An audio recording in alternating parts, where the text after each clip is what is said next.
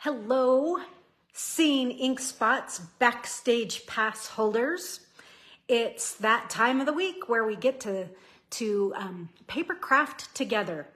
I'm excited to be here today. I have somebody on, and that's my cue. I say it every time. Hello, Alicia. I'm so happy you are here. You are today's cue for me to officially begin with good Thursday morning and welcome to the Backstage Pass. Today's class is my favorite class of the month. Excuse me, got so excited it made me cough. My favorite class, Technique Time. And this is where we get to dive in and make some clever cuts and some fancy folds and really focus in on a bundle or a suite or something that sparks my interest in the annual catalog, the mini catalog, or an online exclusive. So Kat is watching, Marcia is watching. Oh, there's 7. And so I didn't even see that all kind of, there's a bunch now. So thank you for being here. Today's class is filled with all kinds of tips and tricks, some different things you may not have seen, and combining some weird things, and I think you will enjoy. But you'll also enjoy making some beautiful cards featuring the Enduring Beauty Hybrid Bundle. And what is a hybrid bundle? This one is stamps, dies, and masks. And it's very, very fabulous. So Jacqueline is here. Barbara is here. Give a shout out. Let me know who's here. Say, I'm up and I'm watching. Let me know if you're actually stamping along or if you're just kind of watching for some inspiration. Share what you're doing. I'm happy to hear what each of you are doing. So, and I didn't quite catch all who was here. I know Kat and Alicia, Barbara, Jacqueline. I feel like we're on Romper Room here. It didn't tell me all of the people, but anyhow, let me know. Okay, Terry DeFont, love you to pieces. She says she has her kit from me, but is still waiting for the Enduring Beauty to become available. That's how popular it's been. It first made its appearance in the January to April catalog, or mini catalog, I should say. So it's been available for a while and it didn't take off. And then all of a sudden it did. So once we started hitting the spring season, we started getting a little bit more interest in it. But if you are a demonstrator, you have had the opportunity to see the annual catalog. And I know customers are now receiving their annual catalogs as well. But there is a bundle in the new catalog called Layers of Beauty. And I just wanted to point out the similarity. And where is my case for this? Oh, here it is. The similarities between these two sets. And I know you're seeing them backwards. But look, they both have a large focal image and greetings. They also both have dies and they both have masks. So I think this class would be super fun to do using the Layers of Beauty bundle. So this one was so pretty, and there are some benefits that were a little different in the die set on this one that really appealed to me. So I bought it. All right, that's my plug for Layers of Beauty. I don't know if it'll ever be a class because we've done this one, but I might because it's so pretty. Okay, let me flip my screen and let's get on with today's show and learn something new. Okay, so here comes the hand. We should have like music or like, pardon the interruption. Do, do, do, do, do. Okay, I just have to, twist the camera and everything, get it set just the way I want it. I'm kind of in a different spot. I'm a little further down the counter than normal. So I'm like, whoa, wait a minute here. Okay, here we go. Okay, let me try and get rid of that keystone effect. There we go. Okay, so that's today's class, Enduring Beauty. We're going to take a deep dive into that. But first, a little bit of business. If you haven't already, the Thanks and Beyond dies that match the next 3 months of Paper Pumpkin are available. They are $12. And I've said this before, the item number is $397.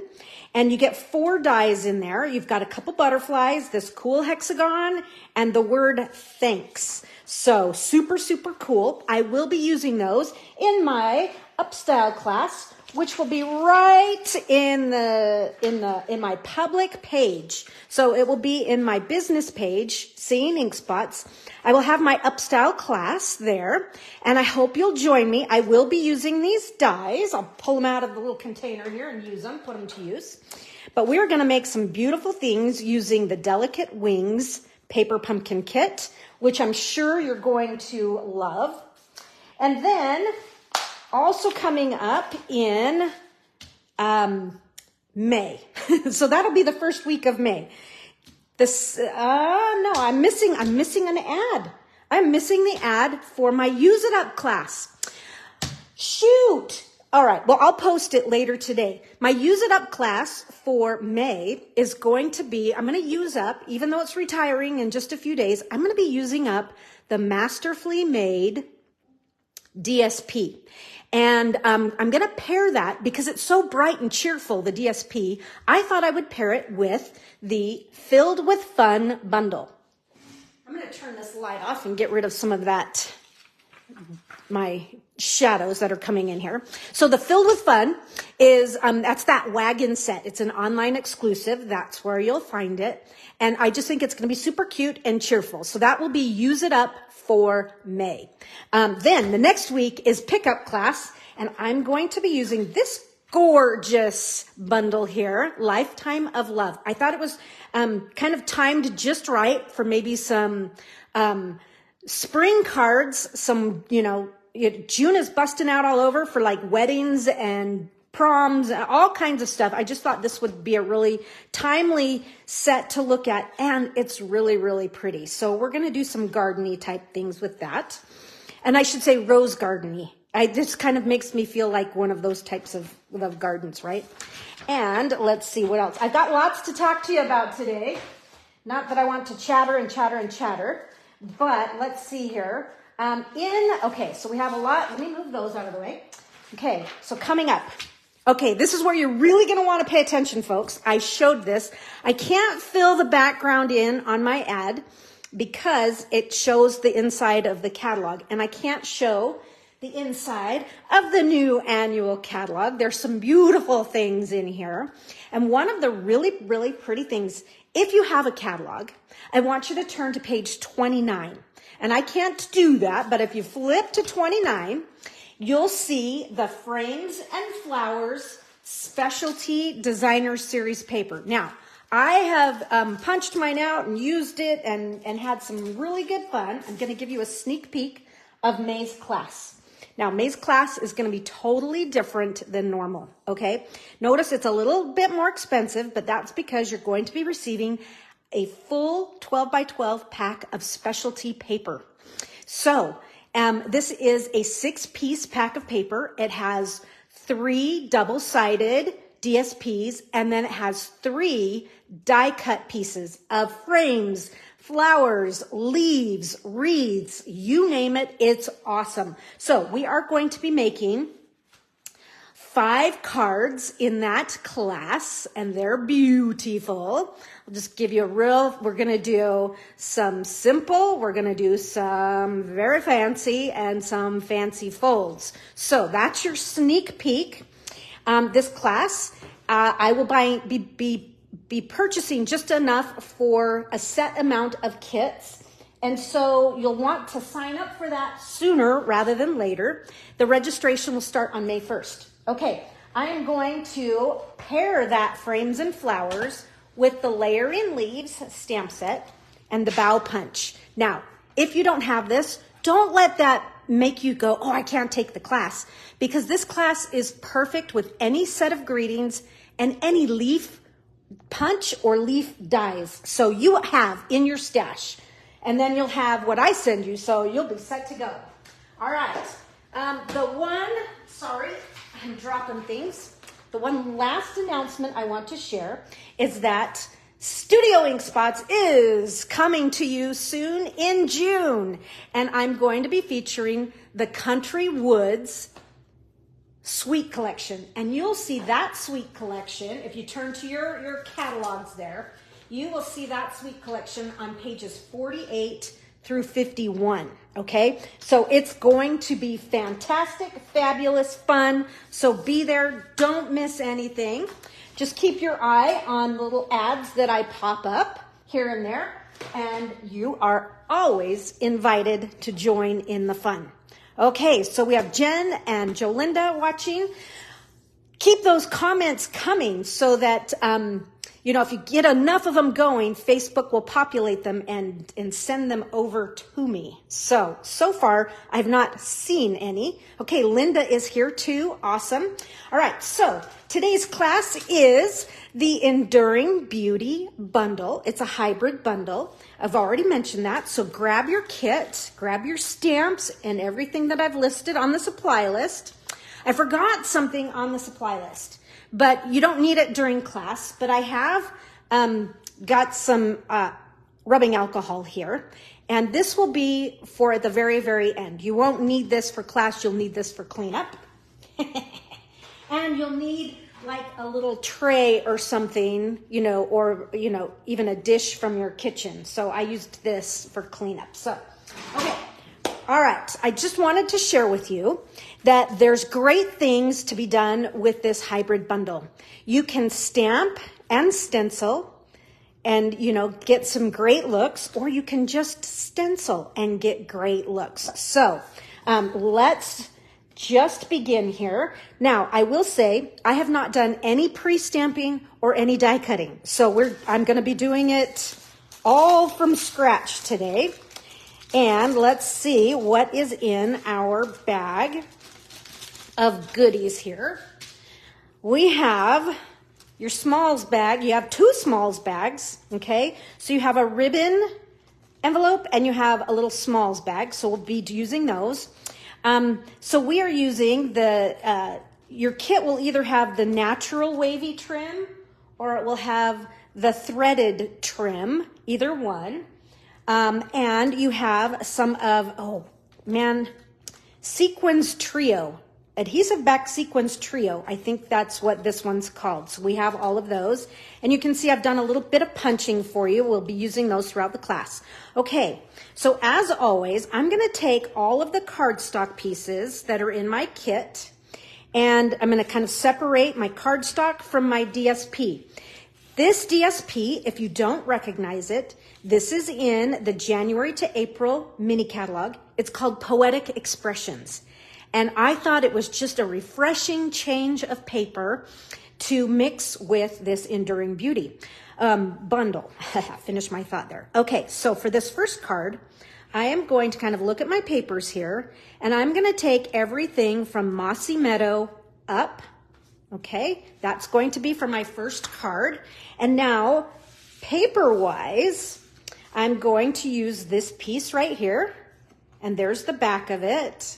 I think these are really fun. What I like is that this is kind of a subtle paper with that little introduction of the bubble bath peeking in between that wild wheat. Okay, so this is what we're going to need for our first card.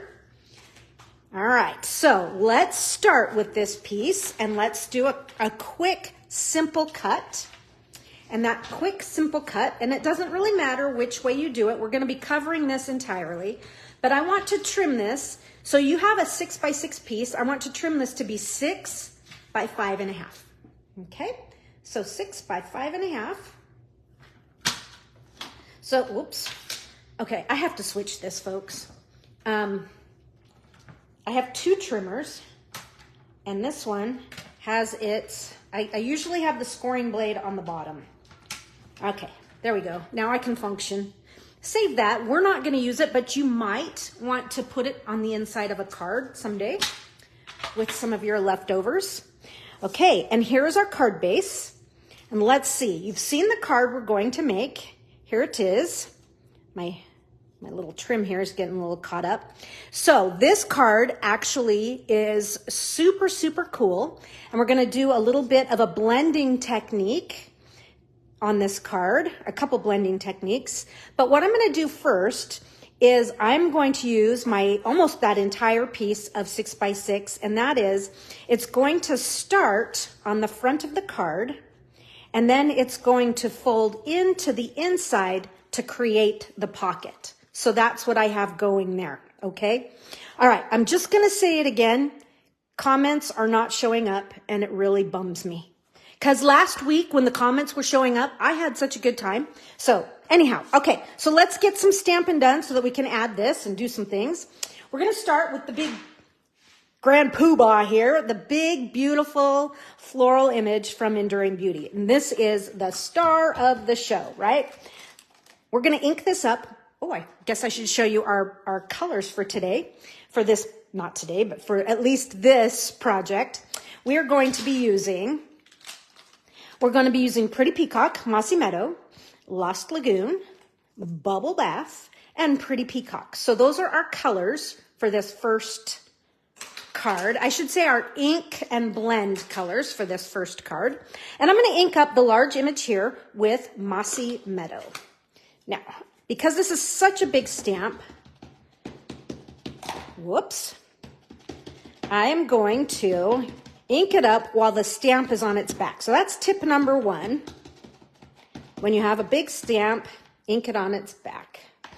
And we already know that, right? Let me bring in a little piece of scratch paper here, just in case. Now, with my stamp, you'll notice that I have a little bit of inside decor here.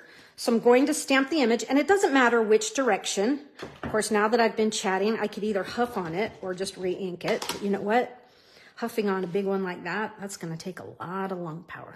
So I'm just going to stamp it. Some's off the page. It doesn't all have to fit on there. I just want a really good impression. Oh, perfect. Beautiful. I love that tone-on-tone look right there. Okay. So now with this piece here, I'm going to do something a little bit different. Normally I would like score it and put it on, but I want it to cover just right and come around the fold and make it a little bit more organic so that it has a more perfect fit. So I'm going to have to unclog my glue. I should have done that before we started this morning, but I forgot. Okay. Got to pull out the boogies. The boogies that are in there. Okay, so, okay, there we go. Just adding my paper to the front here. And so I'm just going right to that edge. Okay, going right to the edge. Kind of wiggle that in place, burnish it. And now I'm going to flip my card over, bring my trimmer back in, and I'm going to put get rid of your blade. You don't want that. But I'm going to add this right here, and I'm going to score right along there. And now it fits around nicely. So if I had scored it first and then put it on, it would probably have pulled away from the edge just a little bit. So that's why I kind of went in a different order than normal. Grab a punch, any punch. You know I like to keep my little 1-inch circle nearby to take a bite out, to make that little engagement notch there. And that's if you want to make a pocket. You can bypass that step. But to keep it a pocket, then I'll just glue normal, like I normally would, just gluing up these sides. And there you have it. Okay, so I think that's just kind of a pretty touch, bringing a little bit of the front right on in to the inside of the card. All right, so that's our first little bit. And let's see what else is in this stack of papers here. You can see that we have a piece of Bubble Bath. That's going to be for our label. I love this little label that comes, this is part of the bundle. It's a nice label shape, but it has those nice little dots in there, the little stitching line. You have a piece of Mossy Meadow. These are going to be for your leaves, or this is going to be for your leaves. And you have 2 pieces of white. One will be for the inside and one is for stamping. So let's do that. Let's do some stamping. Okay, just move those out of the way.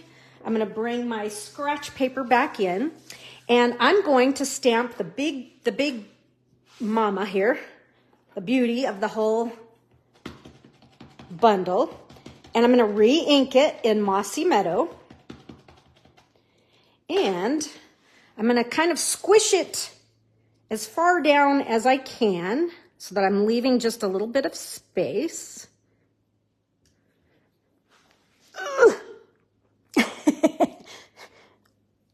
It takes a little bit of,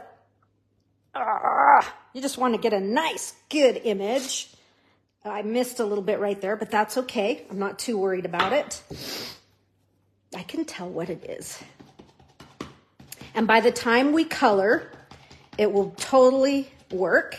So I'm inking it up one more time. And it doesn't matter which section.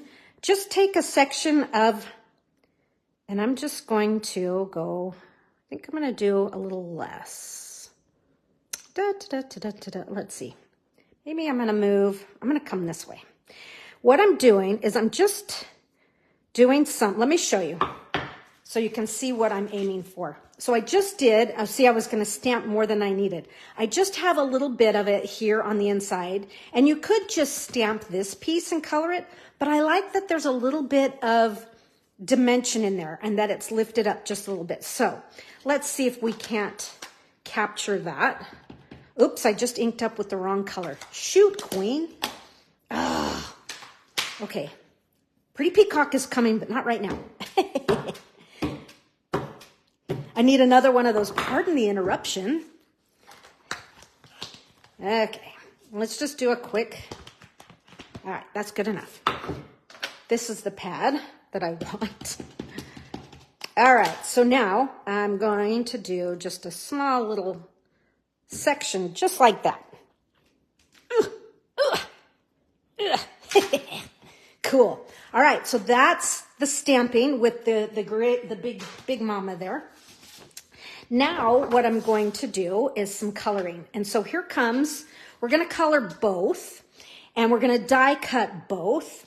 However, I'm not going to fully color because it will just take a really long time. It's not a really long time, but I'll finish the coloring off screen. Okay, so you're going to get the idea. So let's begin. I'm going to begin with Bubble Bath. And you've seen me do this technique before, but hopefully I can get this to focus and you can see how I've really just done what I call the just strokes like spokes. I guess maybe that's what we're going to call it, spokes. So I'm just drawing lines outward from the center of the flower, and I'm just drawing outward repeatedly over and over. So I'm not coloring in, I'm only coloring lines, and I'm trying to remember to always start from the center of the flower. And I've said it before, the reason being, let me do it with a darker color here, is when you first put that pen down and stroke, it leaves that dot. So I would rather that dot be in the center of my flower than out on the outsides. So now this spot here is a little different, but just kind of get those little strokes in there. And if I have white space, I'm totally fine with that. Makes it a little bit more interesting. So just go through, add those strokes, just drawing them kind of like, almost as if it were like a wheel and, you know, you've got the spokes on a bike wheel. That's what I'm going for. So same thing. We're just going to do that all the way around to all of these petals. And that is the shape of how I'm coloring these. And like I say, it's leaving some white areas that I love. And I've done with my light Bubble Bath, I've gone all the way to the edge of the petal. For the darker Bubble Bath, I'm going to do the same thing. I'm going to start from the center and I'm going to brush stroke out. However, I'm going to cut back. I'm not going to go to the edge of the petal or close to the edge of the petal. I'm simply going to just pull back and make them about 2/3 the length. And then once I've got that, I might even do some more that are just in the center that are like 1/4 of the length. And that way it gets me, and vary them up. It just creates a nice, cool effect. So I've done that one petal, just this one right here, but I've got some highs, lows. I've got some darker is what I mean by the lows. And then I've got some highs in that there's white still showing. So that's how I colored each of these flowers here. And I just did it all the way around. Look how fun it is. So this flower is a little bit different. So instead of starting from the center, I'm starting from the base because we're seeing the back side of that flower petal, okay? So that's why I did that one there. So just the same thing all the way around. So you're gonna color all of your flowers with Bubble Bath Dark and Light. And I should probably go like that. I was using the nib or the bullet end, however you want to call that. That's the tip I was using, okay? So that's that. Now, for the leaves, I used Lost Lagoon, okay? And I'm using, I don't know why I do this, but because I wanted a different look, I'm using the brush marker tip, and I'm just gonna come in and just, oops, this is light, right? Oh, this is dark. Glad I looked. Sometimes I put the wrong caps on. Okay, with the light, I want you to go in and just kind of, and if you miss some spots, which I did, see how I didn't get all the way to I like that. I embrace that. So, and then I'm going to come in and just kind of take that brush tip and draw some funky lines. You like that technique? This is the funky line. But look how it just kind of blends and it adds just a little bit of that dark. Now, if I want to blend it a little bit more, I'll just come in and add real careful. And if you want to use the little nib end, you can. But go in and get those little stems and just have some fun. And if you want to create even more darks and lights, I think that's the dark. That is what I did. So let me bring both up so you can kind of see. Just have some fun layering that dark and light Lost Lagoon. So now is when we're going to take this and we're going to die cut both of these. So I'm going to close. I'm finished with Mossy Meadow. I'm going to close that. So we're going to shift gears here for a second and we're going to do some die cutting. I'm going to die cut both of these images, even though this is only a partial, I'm still going to use my die. There's no way I'm going to fussy cut that when I have a die. All right, so I'm going to set this on top. This is a super easy die to line up. Just a big open image. And so I am going to put a little bit of a tape on there just to hold it in place. And that way, oh shoot, I forgot to put my do not disturb on, you guys.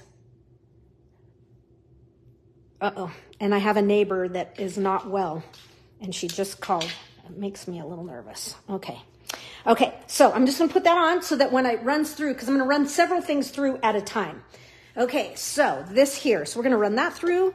Let me get my plates, my bottom plate here.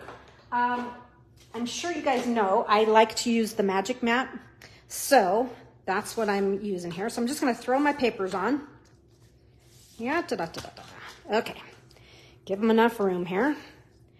And I'm going to, actually I'm going to turn this way. We'll cut our Enduring Beauty label. And then on the Old Olive there, I'm going to die cut. I love that they gave us doubles of things. So I'm just going to layer this on and I'm just going to fill this thing with leaves. You're not going to need that many. I think this card has 2 of the doubles and 3 of the singles. So I'm at least going to do that. Let's run this through and then I'll die cut some more. in just a second because I'm going to have to cut that other flower out.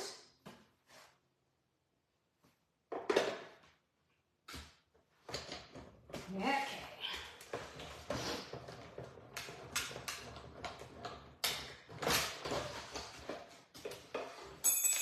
I gotta get this bucket out of my way.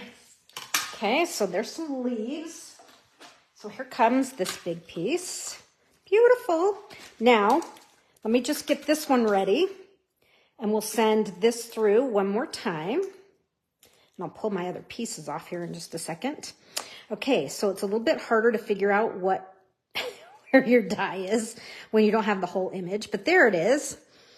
So I'm just going to do this partial cut, just like so. We'll run that one through. Do a few more leaves here. I wish there was a good tip for getting, you know, sometimes they get embedded onto the plate. So you always have to kind of go in with like a hobby blade and pick them off. So there's that. So one more time through.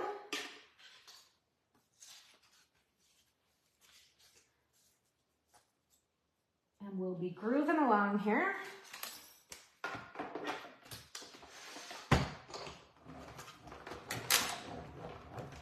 All right, so there are my die cuts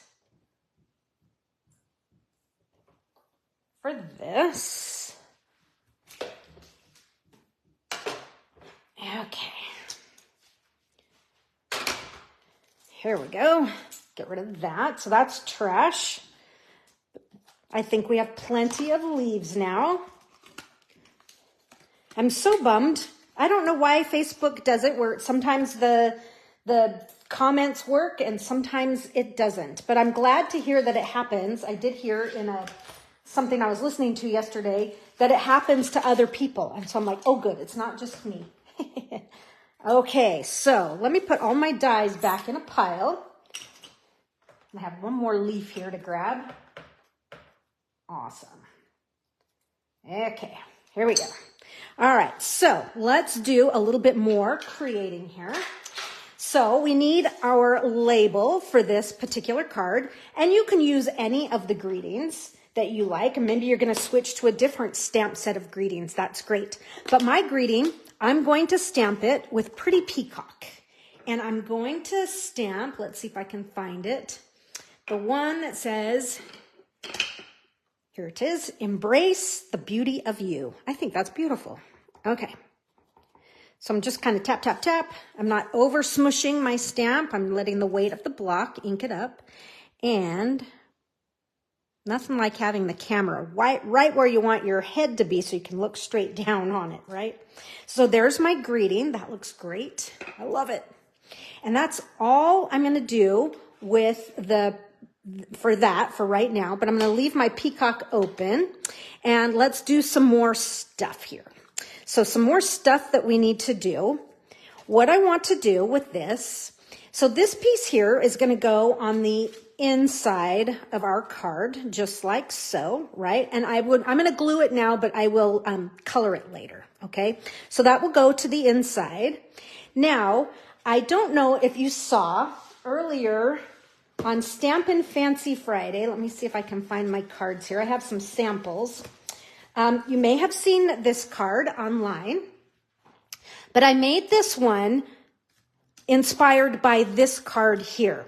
And so what we're doing is we're just simply going to cut some pieces apart. In fact, here's another version where I took our main image here, and you're just going to put it in your paper trimmer.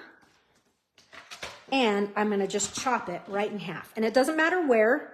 So I might not want to chop that flower in half, so I might turn it just a little bit. But just slice it in half. And then we're going to add them to our card base. You can see one here. So we're going to do something similar. And then this one's just going to go that direction like that. Okay? So that's what we're going to do. So here was the first one I did. This one inspired this one. Jolinda, I just wanted to point out, this is that same Layered Florals 3D folder, on this one here. Let's see, here's the other one that you may have seen online. This one is actually 2 full sets of this image. There's 1 on each side, and then I cut 1, so that one was cut into 2, and then I cut 1 more into 4, and I have 1 on each corner. Here's 1 more with that kind of look in a different color palette where I've just kind of split it. And here's another one. So this one has a full here, but there's some on the border as well. So just have some fun with separating the image. It doesn't have to be one big full image on the card. And I really like how it turns out. Okay, so let's look at a few more things that we need to do. What makes this, I think, really, it reminds me of like, you know, an old Victorian house with a library, you know, just a room filled with library books and that sort of thing, because we kind of have, I don't know, it just kind of has, you know, like an upholstery feel to it. Like you could just sink down into a big chair and read, or if I were reading, it would probably be a stamped catalog. I'm not a great reader. Anyhow, but what makes it cool is this next step. So pretend that I have done all of my coloring. I'm now going to switch to Pretty Peacock. And you could use light or dark. It doesn't matter. I used light. But now that I have my piece die cut here, I'm going to come in and I'm going to use the other tip here. And and it's a little bit easier when you've colored everything in, because you can see what, you know, what you're kind of coming up against. But you're going to go through and you are going to color the edge of all the white. Okay? And I can see where I kind of I'm kind of off on my die cut, but that's okay. But come through and get that edge, just color all those edges, then even color in these little white spaces here that's not the flower, nor the stem or the leaves. You're just going to come in here and fill all this in. Okay, just like so. It's a little tricky to do when there's a camera in your way. Okay, but you're just going to go all the way around. And once I've done that, I even did this, folks. I just kind of, real quick, is just kind of work yourself all the way around and get that white edge too. So it's almost like you're creating a, you know, it's like, how did they do that? That's such crisp color, but it's not on colored cardstock, but it almost looks like you stamped and colored the flowers on Pretty Peacock, even though it's actually white. But to do that, you're just going to go through and get all of those edges. So color all of the white. So eventually there is no white showing, except for maybe the white in the flowers and things that we wanted, that little bit of white space. But just go through and determine, like, here's a little bit of this little area right here, but just find all those spots. Maybe use the other end. That's a little easier. Okay. And color in all of that to where you have all of the white covered up, and you're going to look something like that. Okay. And just go through, get all of those edges and have some fun. And let's pretend that I've done that on all of these pieces. I will do it later today. Speaking of later today, after this, I'm going on our vintage road trip. I love this vintage road tripping. It's fun. It's just a bunch of these places, these cool stores in the area will, and pop-up shops open. And it's fun. So that's what I'm going to do after class. Okay. So these are actually going to go on. All 3 of these are going to go on with dimensionals. Okay. So let me ask, even though some comments are not popping up, do you guys have some cool festivals and things you like to do in your neck of the woods? We also have this weekend Pinners Conference for those in the Boise area. Pinners is this week. So it's today and tomorrow and Saturday. And let's put some dimensionals on this as well. Okay. And I'm not going to put my greeting down just yet, but I am going to put my 2 flowers on.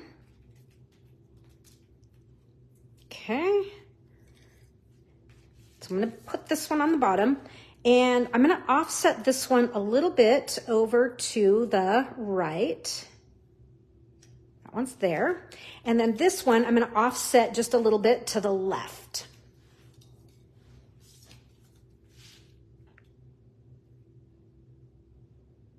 Just like so. And right in here, I'm going to put some seal so that I can attach a little bit of ribbon. So we need to tackle our ribbon right now. So there's my seal, because I know it's gonna kind of land underneath my label, and my label's gonna kind of come right in here, okay? So in your pack, you have a ribbon envelope and you have a smalls bag there. Let's just see, let's open up the ribbon one.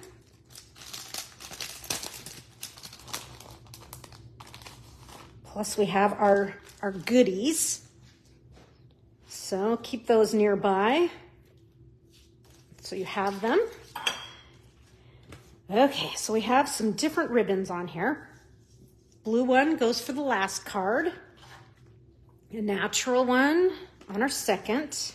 But we need this one for right now. This you can do whatever you want with. We're not going to use it for class. I just used it. It's soft succulent. I had it left over, and I used it to just kind of keep our ribbons in check here. Okay, so with the natural trim, I'm going to turn this, find the right end that will make it easy enough, and I want you to kind of separate. We're going to separate this into different chunks here. And so when you're pulling the threads, I don't want you to pull outward on the threads. Notice I'm kind of pulling the excess that's bunching up. I'm pulling it down. I'm working vertically, okay? I'm not pulling them apart. I'm pulling them apart vertically, okay? So I'm just kind of, and as you start to finish, it's gonna get real easy. So there's 2 pieces there, okay? So we've got a couple there. Keep those around. We'll use that. What I'm going for on this one, you can use either one of the threads from what we're pulling, or you can use the center thread, which is a little different texture. Let's see if I can find, sometimes you have to kind of work it for just a second to get it going. There it goes. But same deal. I'm just trying to pull those apart. Okay, what I love about this trim and about the silver threaded trim is, oh, you've just got so much extra stuff in there. So with the silver threaded trim, same deal. Just take a couple of those threads and pull, okay? And just pull some of those out, and you get the idea. I've got mine a little bunched up. I think I'm going to start from the other end. So if it is bunching up on you, start from the other end, and I think you'll find it'll be easier. That's just the way they weave them. See how that one just came out with a breeze? Okay. And you would want 1 or 2. It just depends on what you want. You'll have leftovers, so go with whatever you like to do. I'm going to use this one, and this is the center of the natural wavy trim, and I'm going to color this. And let me show you how I'm going to color it. This is really weird here, folks, but it's too long to do. See how I'm out of the screen? But I'm going to take both of my tips here, and I'm going to grab, you could use a piece of tape, but I'm going to use a dimensional since that's what's handy. And I'm just going to glue my threads down. I'm going to hold one end, and I'm going to take my Lost Lagoon. It could be light or dark, it doesn't matter. But I'm going to hold these and just give them a quick color. Okay? And I'm even going up the other side. Just kind of rotate things around until you get it all, right? This, I think, is easier holding it up in the air than having it down on the paper. So I've been doing it this way lately because I think it helps to save your tip of your blend. Because my blends have been really funky. So now to do that other end, I'm just going to take my dimensional here. Well, that one got destroyed. But now I'm just going to kind of tape this end down. So you could use a dimensional. You could use whatever, you know, piece of tape, whatever you have on hand. But I just like it. So I'm kind of pulling it taut and I'm doing it in midair. And I'm hoping that in the long run, it preserves the tip of my blend just a little bit more. And I'm not going to worry about the center because it's not going to show because it's going to be underneath the label here. Okay, so let me get rid of that. And so you can see my ends are funky, wonky. We'll just chop those off. Plus I'm going to trim it again anyway. Okay, so now I'm just going to tie this into a bow.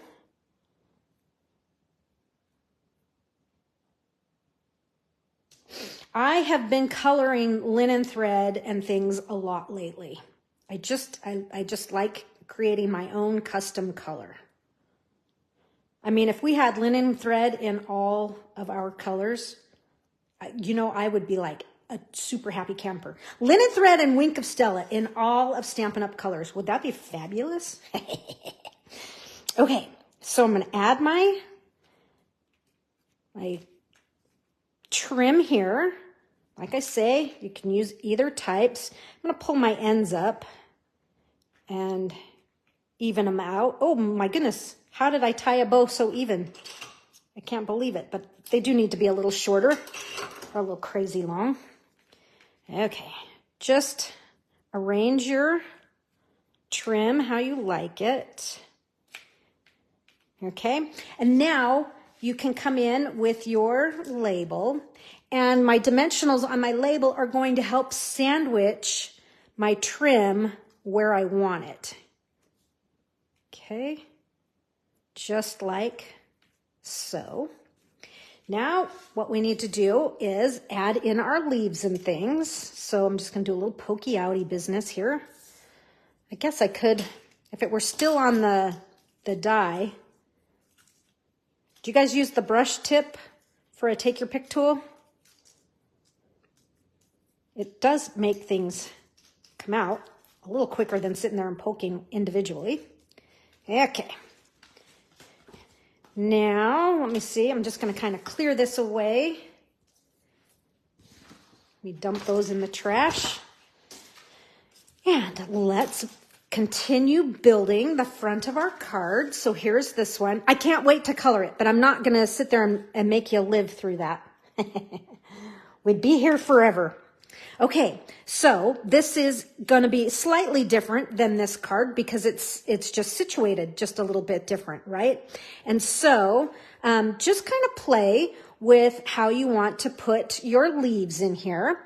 And I'm going to trim off the ends because I can feel as I was tucking this one in, which is, I kind of want that to go right in there. It was hitting the dimensional. So, but you know me well. Hopefully you're learning to know me well.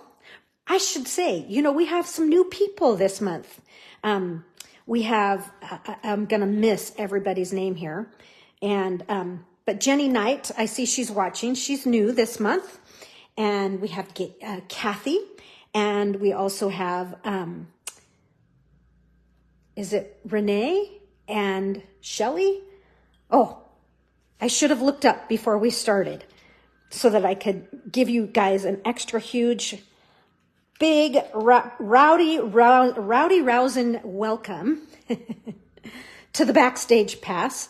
But what I like to do a lot of times is I put dimensionals on the backs of my leaves at the base where the stem is so that I can tuck it in and give it a little bit of dimension so it's not sitting flat on the card base. Let's see if I can get this one. Kind of want it right in there. I'm trying to hide the dimensional. There we go. Maybe I'll tuck this one that way just a little bit. So there, well, that leaf, I don't like the position. Here I'm talking about it and I just want to angle it slightly different. There we go. Straight across was a little harsh for me, but I like to do this because, like I say, it gives them a little bit of dimension. And at the same time, you know, sometimes I will reach in with glue, but sometimes I end up getting the glue all over the place. And so it's kind of nice that way. And it's an instant stick. And I still can't see comments. It's really bumming me out. All right. So, and then I'm just going to tuck this one. Oh, maybe I'll separate it just a little bit right up in there. So there are my leaves. And for this card, I am using the Pretty Peacock color for our gems, our splash of funness on the front. And I've got a bunch here. So I've got 1, 2, 3, 4, 5, 6, 7. Is that right? 1, 2, 3, 4, 5, 6, 7. So I've used a bunch of them. So just tuck them here and there. But on this card, I really kind of have them tucked and they're hidden just a little bit. And what I think is fun about that is that they just kind of blend in rather than being so like in your face. Here they are. Okay, so I'm just working with the big ones right now. I'm going to come in and do some smalls in just a second here. Hey, let go. Get on the card. Oh, it's too far in. I want to kind of tuck it in there, but I don't want to hide it completely. Okay, so now I'm headed for some smalls here. And maybe on these smalls, I'll let them show just a little bit more. Okay, let's see. I hid some up over in here. So we have 1, 2, 3, 4, 5. Let's do a couple more. And let's tuck. I'm going to tuck kind of up in here. And I'm going to leave that for now. Okay, here's my original. And of course, we have to add Stella. She is in the house. Let me get her flowing here. Okay, she's moving.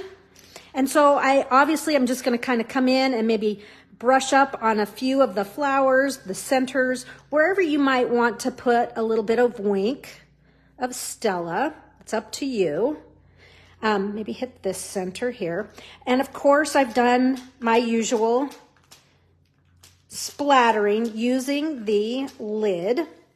And as you move to the inside of the card, I don't know if you noticed, but I did paint my flowers with Wink of Stella.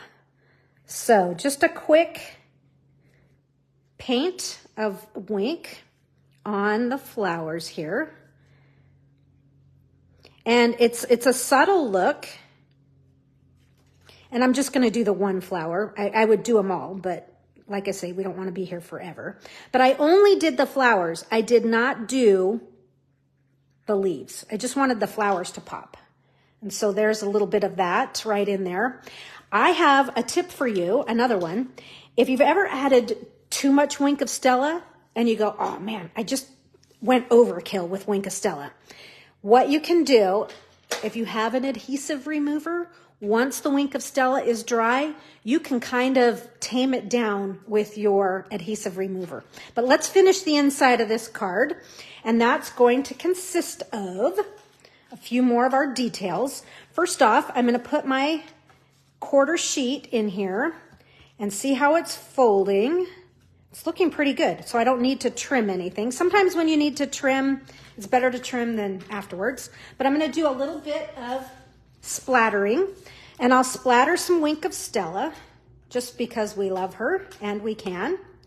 And I'm going to do a little bit more of some Bubble Bath and some Lost Lagoon on the inside of this card before I stamp my greeting.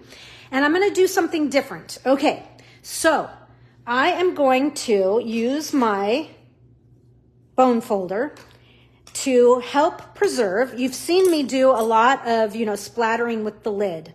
Now, the Wink of Stella, that's a different type of bristle, so it's okay. But I am destroying my blends. So I'm going to just gently knock on my barrel of the blend with my bone folder. And it's a different type of splatter. It's quite a bit lighter. But hopefully you guys can see it. I can there you go. But again, hopefully that will help to preserve the tips of your brush tip ends. So there's my splattering. Let's glue this inside. Oh, come on. It's not that hot of a day that it would glue, clog up so fast. Okay, set this to the inside.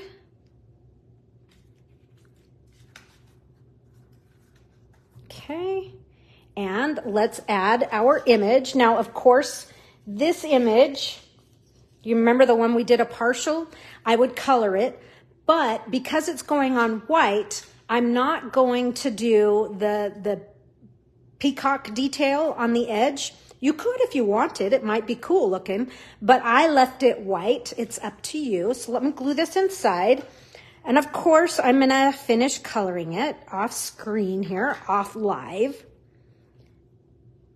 Put that right there on the edge. And I've placed that there before I'm going to stamp the inside greeting that is, "You mean so much to me." Now on this one, I kind of wiggled it right into there.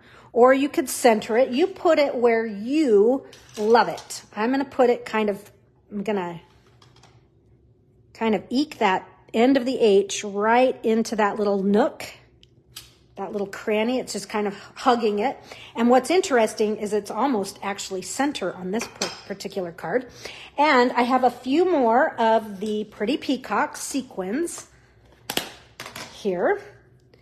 I haven't loaded them all up on the front there, but I have a few more. And so I'm going to do a large and a small. Hello. So I'm just going to kind of imitate what I did. There's that one. Whoops. They're kind of crazy. And we'll put another one right about there. And you can use those other two, excuse me, once I kind of get, so I feel like I might need another leaf on this one too, just because my cutting was a little bit different. But just, revel in the process. And once you finish, if you feel like you want to add those other two sequins, go for it. Maybe you want to put a third one up here or a couple over here. You decide, but you have a couple more to work with. But there is our first card using the Enduring Beauty bundle. And I hope you enjoyed it. I hope you learned something new. I really do enjoy this, coloring the edge all the way to the edge of the design and leaving no white space. And so there you have it. Cut your pieces apart, rearrange, and have some fun. Okay, that was card number 1. Let's see, working on card number 2. I'm going to go back to my stack of supplies, if I can find them. I put the DSP over top of them. So I'm like, oh, I've lost them. Okay, here we go. Card number 2. I love card number 2 because you know me, I like a good belly band. And so that's what this card is. We're going to go from your stack. You're going to pull up everything from Wild Wheat up. Wild Wheat up will be our next card. And let's see, we're going to need a couple different pieces of DSP. We're going to be using this one here. Again, looks like wallpaper from an older, Victorian aged home. And we're also going to use this piece here. This is a very delicate kind of wildflower piece. The back is a Lost Lagoon kind of dotted pattern. And here we have a very definite, they just look like patterns that you might find for those of you from the Bay Area, from the Winchester Mystery House. Sorry, I had to take a drink. Sorry, folks. Okay, so these are the papers we're going to be working with. And we have some really obnoxious measurements that we're going to be using. I apologize. Okay, let's do our first one. And let's get our DSP cut first, and then we can go from there. And I've lost my cheat sheet, folks. Where did it go? Hold on, because I had all the measures. There it is. It's just hiding. Okay. So I have my measurements for this card because these are, like I say, they are very obnoxious measurements. So you've seen the card. This is the one we're going to do. And the reason these are obnoxious measurements is because I have just a hint of, cardstock showing through. If you want to get down to more of an 1/8 inch measurement instead of 1/16, be my guest. but I'm at least going to show you what I did for this original. By the way, this is a beautiful card. It is a belly band, so we've got the belly band there, and then it is a gatefold, and it opens up, okay? So we've got a lot happening. Again, with this card, I'm not going to do 100% of all of the coloring just because it's going to take me a while, but we're going to use the stencils on this card, so it will actually be faster. Okay, so the first measurement we are going to do is we're going to take our piece here, this piece of wild wheat, and we're going to put it at 4 inches, okay? So I have my left edge at 4 inches, and we're going to give it a cut. That wasn't so bad. Save that, you might use it on another card. Okay, and we're gonna rotate it, and our next measurement is going to be 5, and get this, 7/16. Is that what I have written down? We're gonna go 1, 2, 3, 4, 5, 6, 7.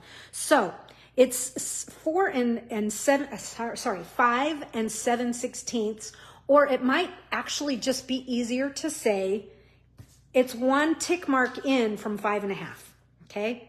That's what it is. 1 tick mark in from 5.5. You pick. Okay, now that I've done that, we're gonna turn it, and we want 2 of these that are 2 inches wide. So there we go. So cut it to 4 inches by 5 and 7/16. Turn it again, 2 inches. So that's our first cut. Let's see. So that cut there that we just did were for these inside panels, okay?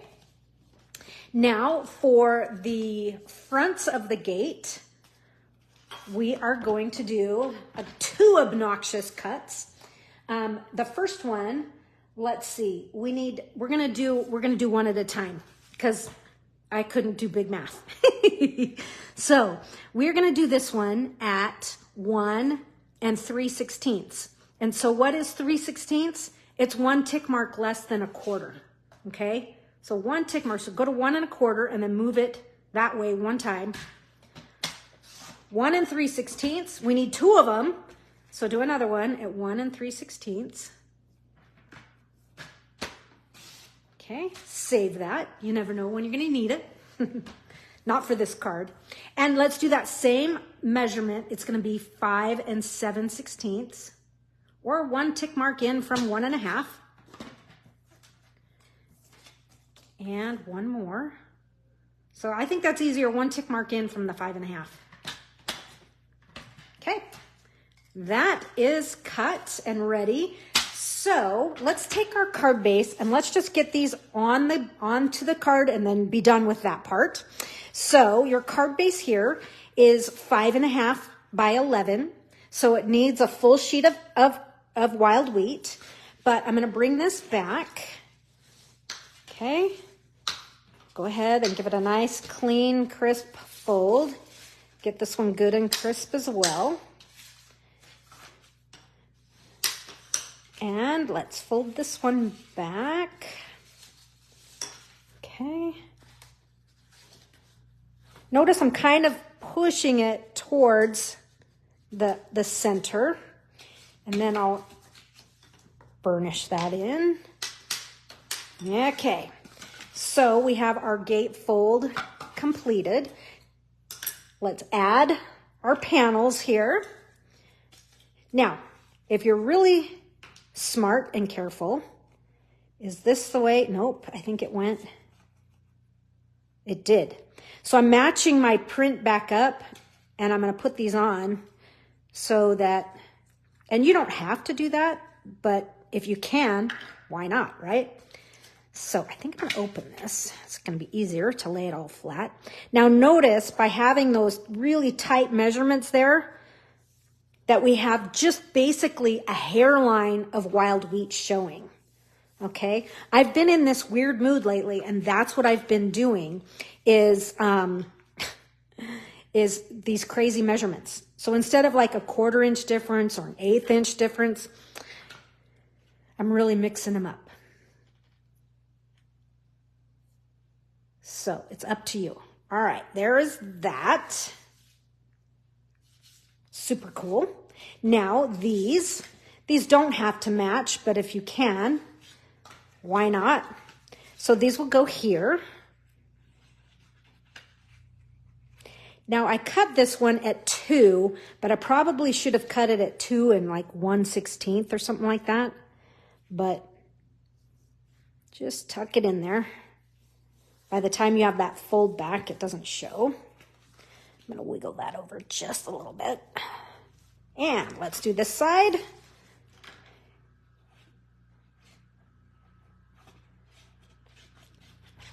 Still comments are not showing up. So weird.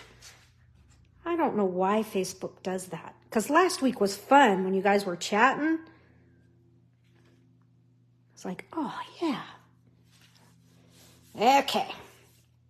If you have any questions, do post a comment. I do go back and look at them. Also, let me put a plug in for tomorrow night. Tomorrow night at 6:30, I'll open up a Zoom room and we can chit chat, socialize. Last month, it was Terry DeFont, myself, and Jen Millette, and we had a good time. We chatted for quite some time. A little bit about the cards, but a lot about other things too. So I'm not going to fully make the cards again, but I can answer questions. I can go over folds, techniques, whatever you ask for. It's your chance to come in and say, how did you do that again? Okay, so here's the base of my card. I can set that aside. And let's look at a few more of the pieces here in the stack that we have. Okay, we have a lot of pieces here. So these 3 right here, we're going to cut the 3 of the Enduring Beauty frames, okay? Now, what I have noticed is that you can do 2 at a time. So I'm going to do 2 at a time, but I have to do a little cleanup of my magic plate there. I use this is a thin, old aluminum ruler, and it's perfect for scraping off those crumbs. Okay. I gotta get this chair out of my way. Okay. All right, now I'm dialed in. Okay, so I'm gonna cut 2 of these at a time. So we need to do that. We have some other die cutting to do as well, so might as well send it through. I'm going to die cut a bunch of leaves, just like I did before. Basically, I'm just going to load this piece up, and I'm going to cut as many as I can. I mean, you don't need a bazillion, but just have some fun. Get yourself some stuff to work with. I know a question I want to ask you guys, and hopefully you'll answer it in the comments there, even though I can't see them.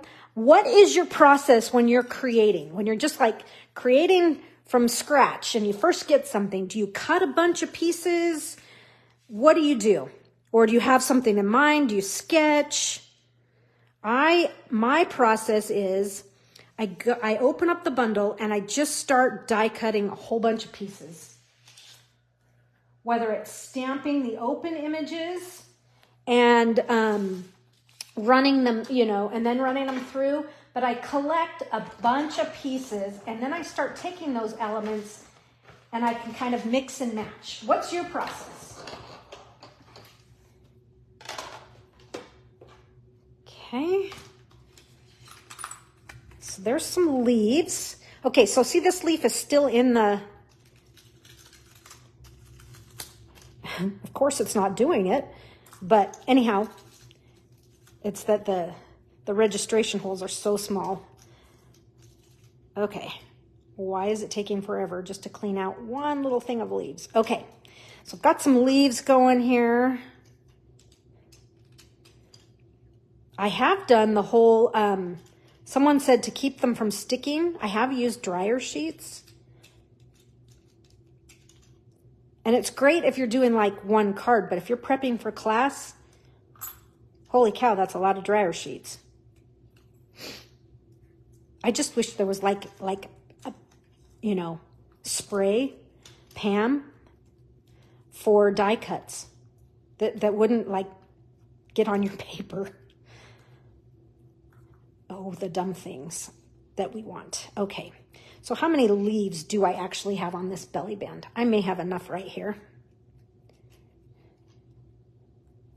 Anyhow, so I've just basically cut 2 of the singles and 2 of the doubles. That should probably be enough. If we need more, I have more paper, but I think that will get us started. Here's those 2, and then you just kind of bend them back and forth and pull them apart. Do you guys ever do that? So some stuff like this would work 2 at a time. This would not, because it's too detailed, if you know what I mean.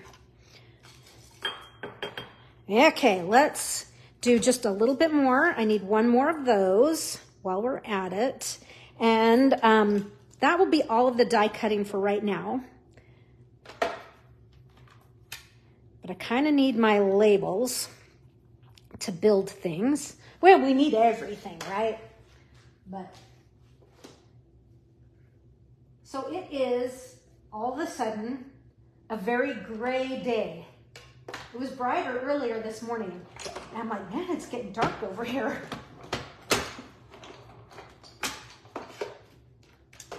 Okay, here we go. Working along. Okay. Quickly, we are kind of assembling the things we need for this card, but I have to do just a little bit of I've got a mess going here that's like, whoa, if I don't put some of this stuff away, I'm not going to be able to find it in a minute. Okay, so let me get rid of my ink pads from the last card and show you our colors. Now that we've kind of prepped everything, well, we haven't prepped everything, but we've prepped some things. Here are my colors for this particular card. And I'm going to be using blending brushes and ink pads and the masks this time. I have Bubble Bath, Pool Party, Wild Wheat, and Melon Mambo. Haven't used Melon Mambo a whole lot, but I really kind of liked how it paired with the Bubble Bath for this particular card. Okay, let's see here. Got a mess. I've got a mess. Okay, let me bring stuff in. So we've worked on the base of our card. Let's work on the belly band, and then we'll move to the inside of the card. So for our belly band, here's what we're going to do. And that is, you have several pieces of white left in your kit. You have 2 quarter sheets, you have 2 1/8 sheets, and you have a belly band there. Okay, so let's work with one of these pieces first. So we are going to, let me set all of these aside. We're going to be doing some stamping. We're going to stamp the large, cool image, the big, beautiful image. And let me give it a quick clean because it's got Mossy Meadow and we need Wild Wheat. So let's just get rid of that Mossy Meadow. I really enjoy the Wild Wheat color. And I think when you stamp it, it's like, this is the closest thing to gold that we have that's not a metallic, right? So I just think it's kind of pretty. Think of Wild Wheat as gold, non-metallic. Do not be afraid of Wild Wheat. Okay, so again, I'm just tapping all the way around. And I'm going to just same thing. Let's just get this right on there. Stamp the whole thing. I know some people would do this on a piercing mat, but I found I don't need it. Now watch this image go and not return out. Beautiful, beautiful. I am working on quartz here. My countertop is quartz. Excuse me while I, just before I have to cough, have to take a drink. Okay. All right, now, this is where the fun begins. And we're going to use the stencils. For this particular card, we're going to use stencils 1, 2, 3, and 4. I'm not going to use 5. And let me tell you why I'm not using 5. 5 would be for like the centers, but I've already stamped the centers. I mean, I guess I could come in here and emphasize them, but I'm not going to use 5. You can if you'd like. But here's what I'm going to do. I am going to bring in a piece of paper here. And I'm going to just ever so slightly, This isn't Seal Plus. This is just regular Seal. And I'm going to do just a tiny little dot of Seal. Maybe. There we go. Tiny little bit of Seal on there, just to hold it in place. And I'm going to align, oh gosh, hold on. I'm not going to put it in place. That's not what I wanted to do. What I want to do first is to take and kind of figure out how this goes. And once you figure it out, you're home free. But you can see I'm struggling to find it, but just keep kind of rotating. Da, da, da, da, da. Do I have it facing the right direction? I do. You guys, and I've done this so many times, you would think that I'd know right where to put it.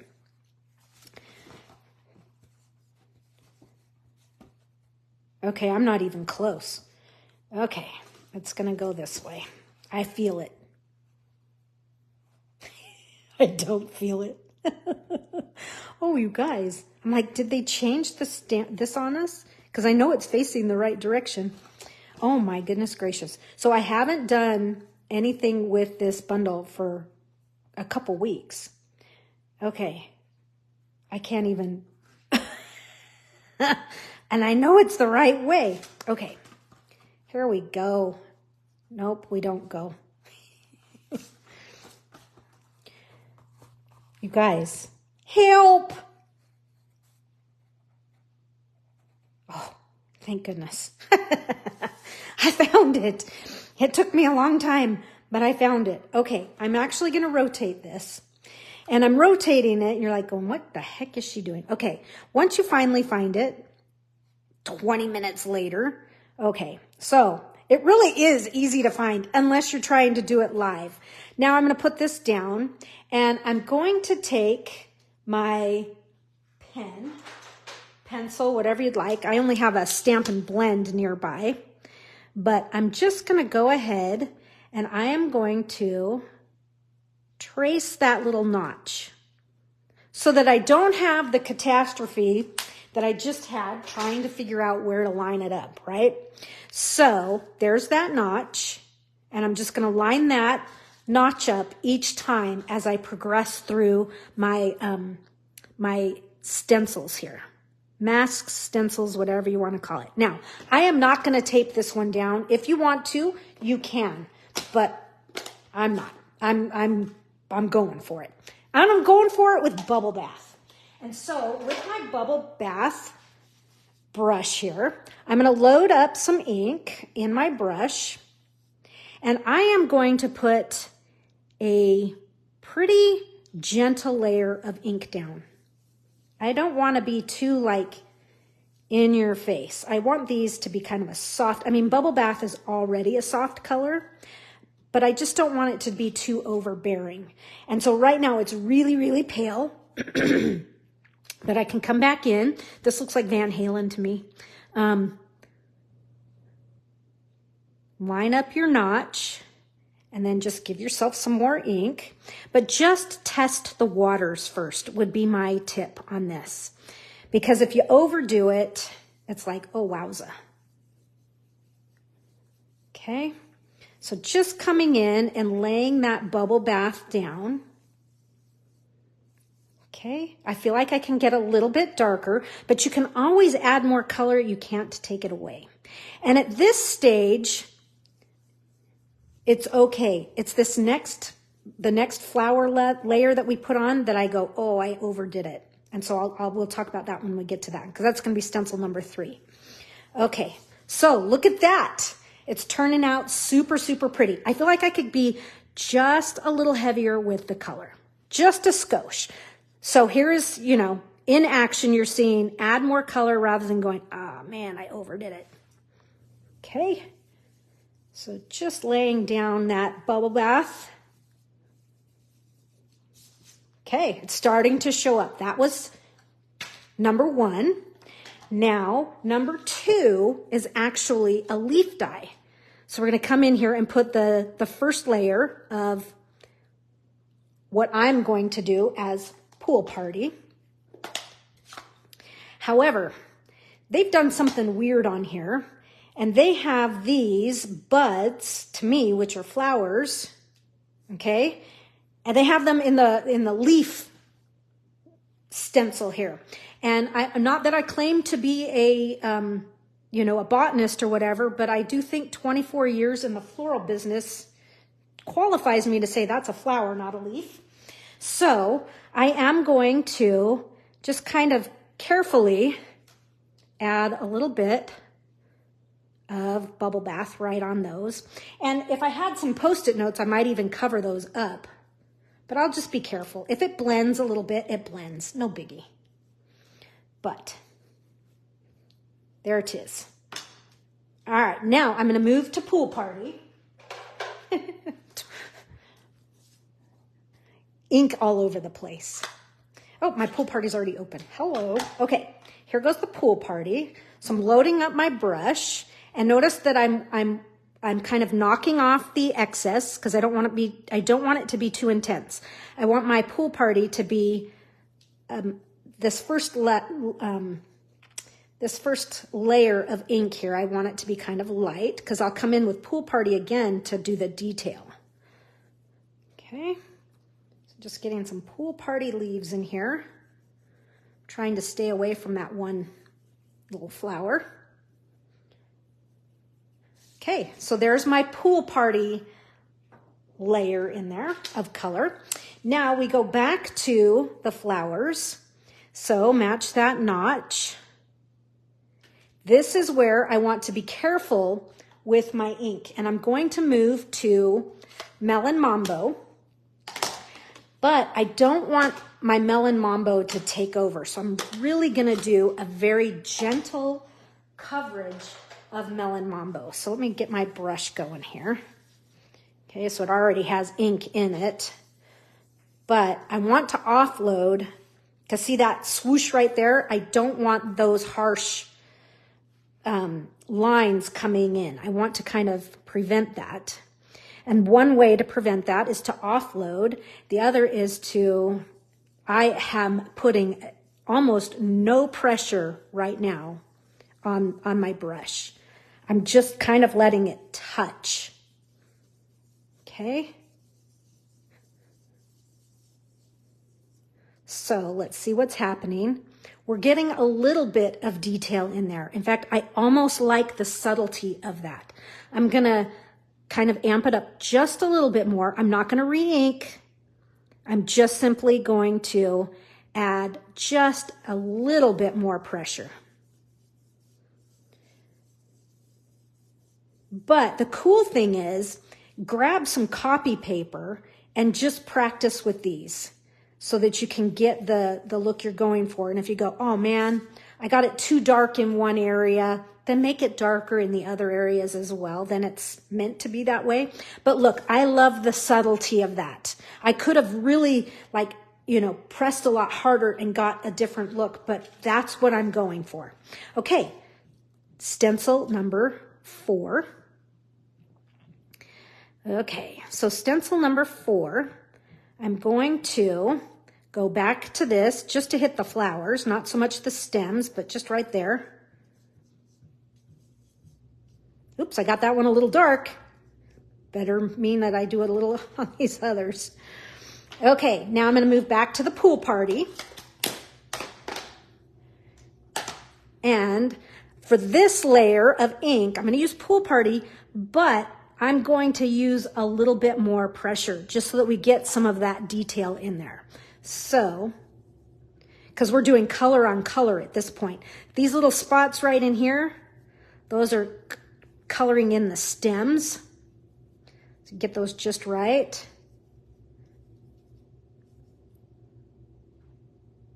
Okay, oops, I got to get it on the right spot. Okay, this is fun. I really enjoy the stenciling. Okay, just get this guy. Okay, cool. I love it. Okay, just like that. And you can see where I got just a little carried away right there. That one pops out. I almost should do that one just a little bit more. So I'm going to. I mean, why not? I can line that up just a little bit like that. I'm just gonna hold my finger and just try and get it a little bit more intense, just to kind of help blend that one in. Okay, there it is. Now we need to die cut this with the fabulous matching die. So bring this in. Let me take some of these away. Okay.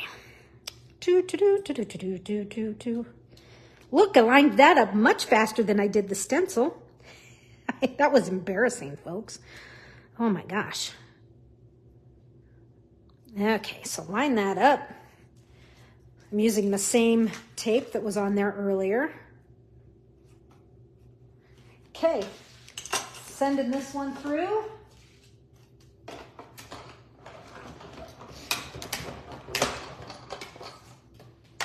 And here it comes. Oh my goodness, this is so pretty. Okay, so, and I have just a little bit of sticky on there from right there, but that's okay. It'll cover up.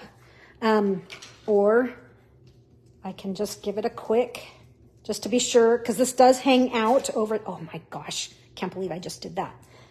It does hang out over the edge just a little bit. Thank goodness I didn't bend it horribly. Okay, so now let's start assembling our belly band. But we need to cut another piece of DSP. So here's our belly band. I've done some of that for you. And the DSP we're going to use on the belly band to decorate it is this one right here. So we're going to need a piece, and this piece is going to be, oh, I didn't write how wide it was. I think it's, oh gosh, we're going to cover this side. We're only going to cover one side. I know it's 4 1/4 inches wide, but it's 1 1/2. So we're going to go 1 tick mark in from 1 1/2. You like my horrible instructions on this. So here's 1 1/2. Go in to 1 and what is that? 2, 4, 5. Wait, 2, 4, 7. I should have known that from the other one. 1 7/16. Yahoo! Crazy measurement. And this one is 4 1/4. That I know. Okay. Save that. We're going to use that in just a second. Here's this piece. Now, with our belly band, what I'm going to do is bring my card in here and wrap my belly band around. Okay. And yes, I'm putting the seam to the front. We're not going to see it. So let's go ahead and let's give this a glue. So I'm going to watch where I'm putting my glue. I'm going to do glue here on this end and glue on this end. And we'll just bring these around. Okay. And I'm just going to give that a second or two to set up. And I'm kind of letting it open up just a little bit so that the band isn't too tight. But let that glue set. And then look at that. You can barely see that seam, except it is showing over here. And by the time we put that on and then our floral piece comes on here, you're not even going to see the seam. And then that way the back is nice and clean. In fact, the back is where you could put your hand stamped by if you wanted. I'm so bummed. I still don't see any comments. It's going to be the word of the day. No comments. Nobody likes me. You don't have to like me. You just have to like stamping, right? Okay, there's my belly band. And you have in your kit, you have some pecan pie centered ribbon, or you have a sampling of the new Basic Beige. Either one of those are going to come up and around, and you're simply just going to crisscross them. We have way more ribbon here than what we need, so crisscross them. And take one of your centers from your wavy trim or your silver threaded trim. Take one of those and eke underneath here. And we're going to tie a bow. And look, it's plenty long, so you're not fumbling. Okay, and I know it's not in the right spot. We'll just wiggle it around, and we'll tighten this. Okay, just tighten on those ends. Hunker down on that. I'm going to give one more knot in there, just so it makes tying this bow a little bit easier. Just like that. That's what we're going to do. Okay, and it's wild and crazy. We'll trim it down in just a minute here once we get everything on and decide how we want it to look. But I just wanted to get it in there. Now, you're thinking this is going to go on top, but it's not. Instead, I'm going to slip it inside so that our ribbons are on top. Just a little bit different positioning, okay? So tighten those, and let's glue that in place. Look how pretty that bubble bath is with that paper. Okay, so just a little glue right in the middle there. And if I need to do more, I can. I'm going to go this way. So kind of lift that up, and reach that right in there. And I'm going to kind of angle it just a little bit. But just set that right on your belly band. Okay. That way, the reason I have that ribbon there is so I can kind of see where I wanted my flowers to kind of come out. Okay, now we're going to do some stamping and a little bit more die cutting, and that is this time with this piece here. I'm going to die cut. We're going to do this little dude, this little bud here. I'm going to do it really close to each other and save some room there so that you can get one more. We need 3. So you can also bust into the other portion of your paper, but I'm like, I think I can get it in on the scraps. You easily can fit all 3 on there. So here comes 2 of them. I might even be able to get 2 more on there, but I won't press my luck, if you know what I mean. Okay, so here comes the first one. There's one. The other one's stuck in the die. Again, I want some like dye release, you know, kind of like Pam that you would spray on your cake pans, right? We need a paper version. Who's going to invent it for me? Okay, one more. And that will finish up our die cutting for this card. Woohoo! There it is. Okay. So one of these is going to be for the inside. One is for the front. And the third one, you're probably wondering where the third one goes. Let me show you where the third one is hidden. And that is, if you look at the back of my tag here, all of the ends of all of these leaves are covered up with another tag. So I'm just simply using it to hide my mechanics. If you don't care about that, you don't need that third one. But let's go ahead and let's get this designed. Holding you close in my heart. This would be a nice Mother's Day card. And it doesn't have to actually be, you know, for your mother. It can be for somebody who is a great role model. Okay, why can't I find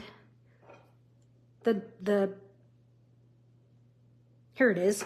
It's got blue on it. That's why I can't find it. That's as good as, it's almost as bad. It wasn't quite as bad as trying to line up the stencil. Okay.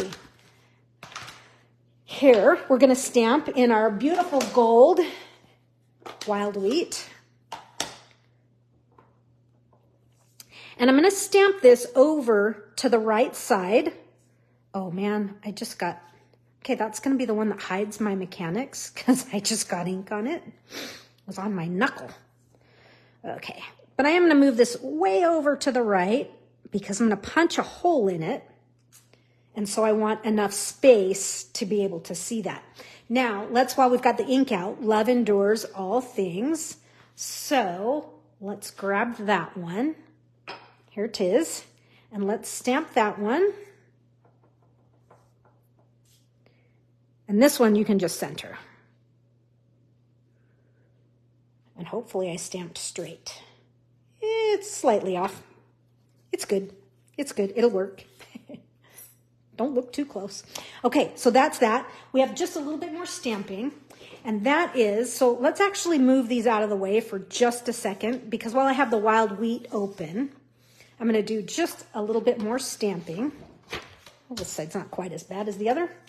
And this is what we're going to do. We're going to kind of stamp. We're going to take, here's the inside of our card right in here. And actually what I want to do is take my card base. I just slid the belly band off.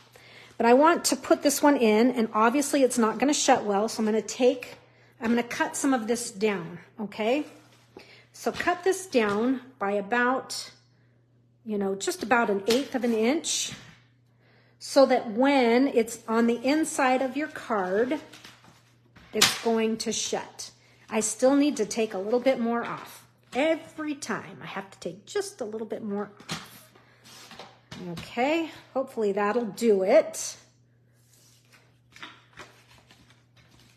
Yes, beautiful. Now, why do I not cut these down for you? Well, because every card is just a little bit different. So, okay, and why are we doing this now and not finishing the belly band?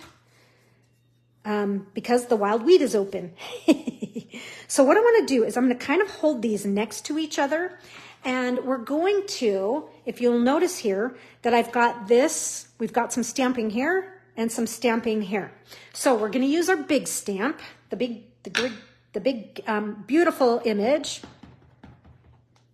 Okay. And so I'm just going to, and just, as much or as little, just kind of work it in there and stamp it. Want to get a good impression on that. So that way it carries over from one piece to the other. Now, when I originally made the card, it was one piece of paper and then I cut it apart. But I cut yours apart so that I could ship them to you. So sometimes I have to kind of re-engineer, or I would have had this big, huge piece that would have gotten bent. So that's why we're holding them like this next to each other. And I'm going to smooth this one over a little bit. And stamp the bottom corner. And pick a different, so I did, looks like, I'm just going to kind of make sure that I'm picking a slightly different look. Oh, I don't think I could make it the same if I tried. Okay. And maybe I'm going to do just a little bit less. I've gotten a little lower. Okay, so there's my stamping for the inside. And of course, what you're going to do with this, and I'm not going to do it all just for time's sake here, but I am going to hold these together. And guess what? You're going to do some more stenciling. So you're going to bring your stencils back in and start with number 1. Okay. Do you know how long it took me to line up the other one? This one could be just as bad. It is going to be just as bad. I'm not even close. Now I'm close. Okay. So just kind of hold those together. If you want to put a little bit of your repositionable tape in there, you can. But, and then just once you find it, go ahead and mark your notch again. But I'm just going to kind of give it, there we go. It's right in there. I'm not going to do all of these just because you've already seen how we're going to do it. And if I did, we would be here a very long time. But join me tomorrow night and I will have them finished. But just come in there with your bubble bath. Was our first layer of ink, right? Notice I didn't even reload. There's that. And then the same thing on this guy down here. And of course you would have to reposition a bit, but hopefully you get the idea. If there were comments showing, I'd say, do you want to see me do the whole thing, or are you good with what I've just done? Okay, so that you're going to want to do all of your stenciling before you put it inside your card. Or when you do put it inside your card, you're just going to have to mask off a little bit. So, but I am going to bypass that just because for time's sake. But let's go ahead and insert these and finish things off the best we can. Okay, so here is the original. And yes, we are jumping to the inside, then we'll finish that belly band. So these three are just going to fit on these inside panels. Now, if you have to trim anything, which I am going to have to trim on this one here, I'm going to be trimming off the outside edge. Don't trim your inside edge, because then your image isn't going to line up. So this one's a lot bigger, so I've got to trim some off. And basically, I want it to be about 2 inches wide. And I think it's 2 1/8 right now. So yes, we want it 2 inches wide. Take it off the outside. And we want it to be 5, 1 tick mark in from that 5.5. Is that right? Yeah. Okay. Okay. And that's just going to glue right in there, like so. We'll do the same thing. Now on this one, I'm gonna have to cut off the top to make it so it fits the bottom. So,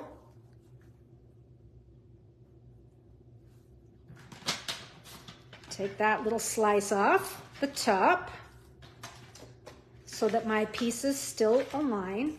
So we may be going over this tomorrow night and the measurements. So if you're missing measurements or are confused in any way because I'm not getting feedback, please come on tomorrow night and I will help with any of that.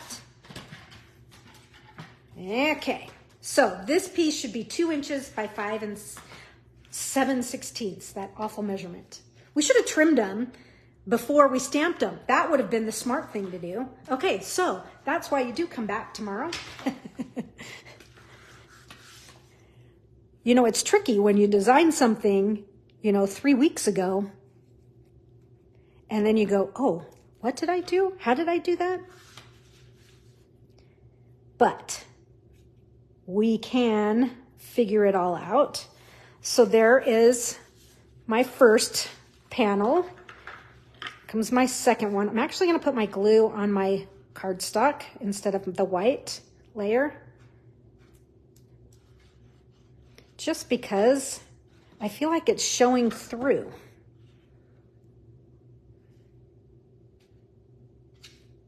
Oh, so pretty. So pretty. When this is all colored in, this is why you want to do it before you put it inside, because you can't color it in. So I may have really just blown it here, but that's okay. I'll figure it out. I'll make it work.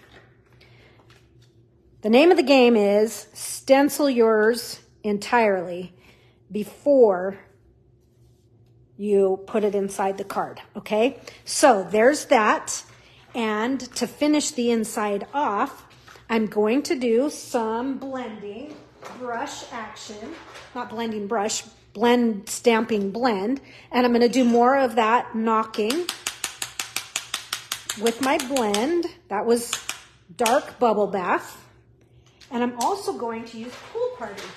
I'm going to use dark Pool Party.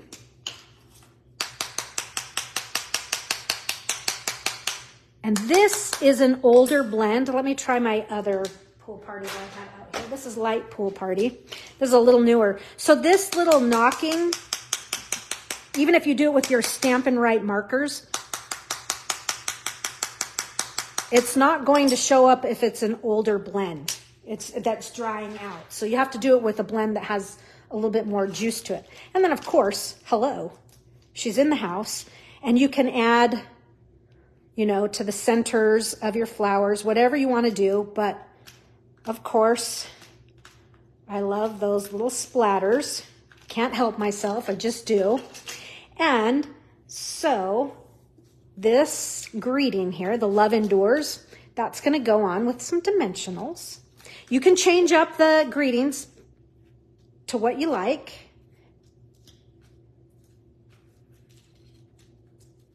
Okay. Still, comments not showing. I don't know, may have to move to YouTube Live because this is really kind of a drag. Okay, so there, that's gonna go center. So you see that one is center. And look at all of these beautiful sequins that I have on the inside. We're just gonna go ahead and finish up the inside, even though I haven't finished the coloring portion. Let me know by comment if you need to see more of that. But I think you get the idea of how to use those stencils. I just don't want it to be like an all-day thing, or we might be here a really long time. So I've got a whole bunch of these on this card. I should show you what I'm copying. There. I got another big here, and I did a little kind of up in this corner. I really should drop this one. And the reason I'm going to drop this one down a little bit is because I don't want this to look like ears, if you know what I mean. And I have two more over here. I have a large and a small. Man, I all of a sudden just got super hungry. I'm like, I really could use something to eat. And you know why? I didn't have dinner last night. Okay, so there is the inside. Let me show you the real inside when it's finished with all of its color and beauty. Look how fun yours is going to look. And so we'll close this up. Let me add, here's the belly band for this one. And now we can put our belly band on the one we're making. Okay. And finish it up, and we won't have to open it up again. So let's keep this right here where we can see it. I gotta put a few things away here, folks. Especially an open ink pad, because we have everything inked up and ready to go for this one. Okay. Now I can see what I'm doing, and I'm not in such a mess. Let's close this one. Let's get the belly band we're working on. Like I say, if anybody ever has questions, please don't hesitate to reach out. I am always happy to help with any questions of something I might did or clarifying something. Okay, so there is that. Now, let's go to our tag here, because that's kind of what we need to just finish. So it's not too much. So we have our tag with our leaves, and that kind of finishes up and decorates this belly band nice and beautiful. So I am going to grab my small little 1/8 inch hole punch, the one from 3rd grade. There's a few things I still have from when I was a kid. This hole punch is one of them. That's why it's kind of old and funky, and it always leaves it as a hanging little chad. But, you know, hey, it's from 3rd grade. That's very old. And I have my house key. I have my original house key that I wore on a butcher string around my neck. Okay, so I'm going to untie my bow, but remember I have a knot there, so I'm okay. And let's see here. What I'm going to do real quick is I'm going to flip my tag, this one, over so that the dots are correct on both sides. Bring my hole punch back in. I probably should have just punched these all at the same time, but that's okay. I'm going to work that right in there and take another little bite out of that.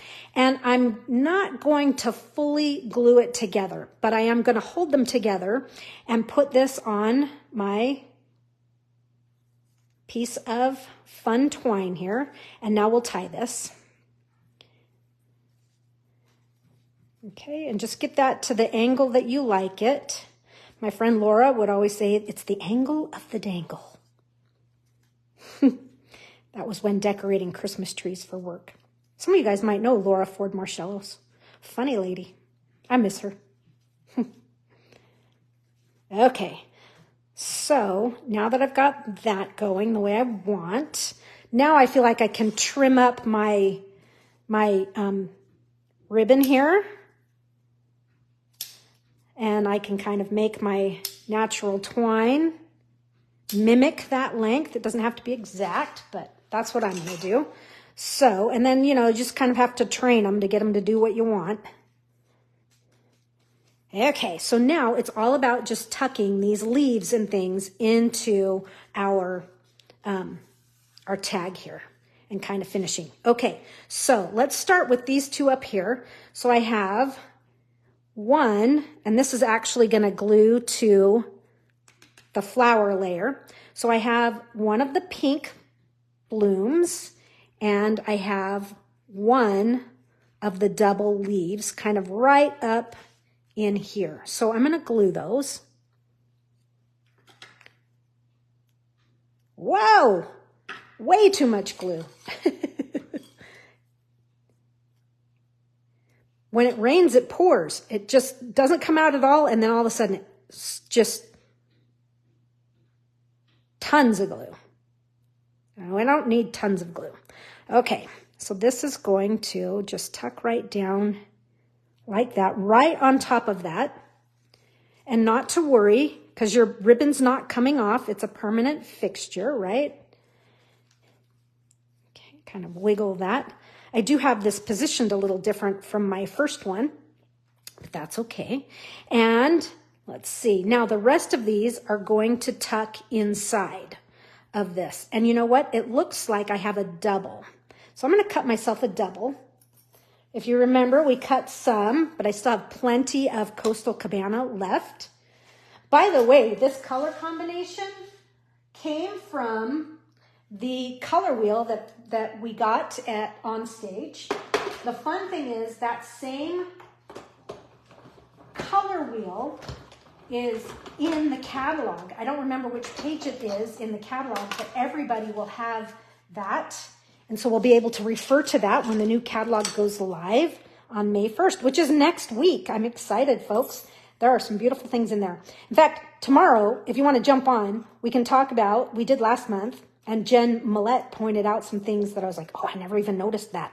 So it was fun to see some things that I hadn't really noticed. Okay, so anyhow, because if you have one at home, we just can't show it online. We can't show pictures of it or videos of it. Okay, so I have a double, and I'm sneaking that in between those two tags. Okay, I'm just going to wiggle it kind of that direction. And let's see, I have a single in there.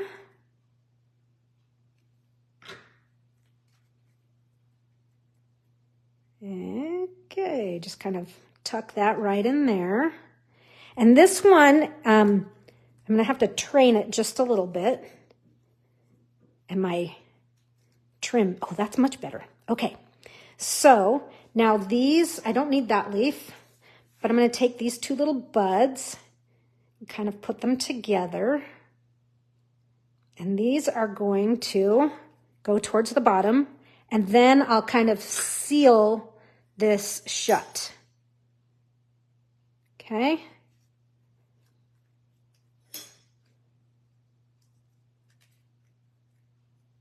Just like that. And then just a little bit more glue in there. Sorry if I'm out of the camera, my angle, I apologize. Okay, so that's kind of looking similar. Now the only thing I did do is, the reason I can't flip this one all the way over is I do have a dimensional holding that in place. Okay, so one little, and I'm going to use a mini right there. And then just kind of put it at the angle you like. And kind of train your stuff to the direction you like. I think this one's a little long. I'm going to trim it just a little bit more. And the last thing that I'm going to do is, of course, you can give it some Stella wherever you like.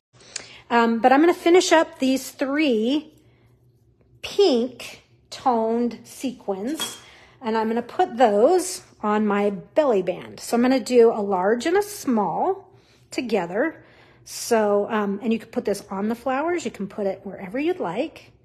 But we have these sequins, so why not use them all up? So a couple there, and I'm going to do one up over in here. one last one to give it some funness over here. But there you can see there's some sequins there. And I'll hold this one up, a little bit more intense color, just so you can see things. But this one's also been nicely splattered and all that good fun stuff. Oh, holy moly. Guess what? This is the first comment I'm just now seeing. Jen Millette says, hi, Kim. Friday night is 6:30 p.m. Toronto time for me. So it'll be 1:30 in the morning for you. We're staying up late. Well, stay up late, get up late the next day. That would be fun. Yes. Okay. So any questions, put a question in the comment. You can PM me or DM me, whatever you want to call it, or come tomorrow night. But hopefully you've got the right idea about how I went through the construction process of this card with the crazy measurements. But I love it. I think it's fun. Okay. Moving right along. Our last card for today is going to be this beautiful card. I really just love the way this card turned out. And let's see. Let's just kind of dive right in of what we're going to be doing here. So our pieces are going to be what's left. We have boho blue for our card base, a couple white, and oh, looky here. This is, these are circles from the Everyday Details. Is that the name of this one? The Everyday Details dies. They're part of the Poetic Expressions bundle. Yes, do the projects before Zoom, because you don't have to have them done, but if you have questions, I'll help you on the Zoom, but I do not do the full things again, just because it just takes so much time, and then I end up having 3 sets of everything, and it's kind of crazy. Sherry says, such a pretty set. You make it look so easy. Well, we have one more to go here. Hopefully I can make it look easy. This is a fun card. We've got a lot to do. And okay, so let's just begin. Let's begin with, I got to get my trimmer here, but I have all my stencils on top of it. So clean that off. So we are finished with this piece of paper. You can set that aside and use it for something else. We're going to be using this piece here and this piece here. I think these two pieces look great together. Okay, and here's what we're going to do. It's kind of funky what I've got going, but we're gonna cut a piece to fit the front of our boho blue. And so let's just cover the whole thing. This measurement is gonna be one you're all very familiar with. 4 1/4 by 5 1/2. Woo! She's got an easy measurement, 4 1/4 by 5 1/2. So 4 1/4 by 5 1/2. And that's going to glue right to the front of our card base. Okay, so we'll do that in just a second. Now, this inside piece, which is going to bridge our card together to the thick basic white piece, is going to be, let's get a good measurement for this so that we don't blow it. So this piece, it's obviously going to be 5 1/4 tall, but its width is 4 3/4. So we want this to be 4 3/4 wide. Trim that away by 5 1/2 inches tall. 4 3/4 by 5 1/2 inches. Okay, now I'm going to put this edge right here at 4 1/4. Okay, because that's the width of our card. I'm going to get rid of the cutting blade and bring the scoring blade in. Okay, so, and that is going to fold up. That is how I'm going to bridge the two cards. I'll show you in just a second together. But I do want one little piece of blue here. And so I'm going to go back to this piece here. This was the longer piece. So you have, these are kind of the scraps that are left. So I'm going to go ahead and I'm just going to cut like, I don't know, like 3/8 of an inch. I don't know, go ahead and cut 1/2 inch. That way you're not getting glue all over yourself. You have plenty there. About 1/2 inch. And I'm going to make this be 5 1/4. You can do any measurement. I'm just adding in another bit of trim here. which I think is an interesting detail. Okay, that is the cutting of our DSP. So let's go ahead and build our card, but I want to go back to these pieces of white. In your kit there, hopefully you still have them in order, that bottom piece of white, and you can feel the difference in the weight, is thick basic white. I want you to use your thick basic white to build the card that we're going to, build our base right now, okay? So here's my original, okay? If I turn it over, you can kind of see what's happening here. So we're gonna open this up, okay? So if we open it up, this is the front of our card, and then this is the inside. So the front of our card is going to get the full piece of DSP. So I'm just going to put this on. I got to clean my tip here. It's getting kind of goopy, juicy, icky that I don't want. Okay. Easy right now, right? This actually is not a hard card. That last one was a little bit more, with a little bit more construction and stuff. Okay, so that's our first part. We're going to open up, and now this folded piece here is going to glue to the inside of the boho blue. But before I do that, I'm going to go ahead, and this piece of blue that I've cut, I am going to just add, I don't know if you can see it, but it's just that added little bit of trim that I think is just kind of fun. So on the edge, just a tiny bit of glue. I like doing that every now and again when you have some strips of paper, is just adding another stripe into the mix. But just kind of tuck this back here. And yes, it's intentionally shorter just because that's just something I like. If you want it to be the full length, cut it at 5.5. It's totally up to you, but I just think it's kind of fun that way. Okay, now, so here's our card base. There's the front, open up, and this one's gonna come in here, okay? But before, let's just give this a good fold. Okay. Get our glue going. This is pretty paper too.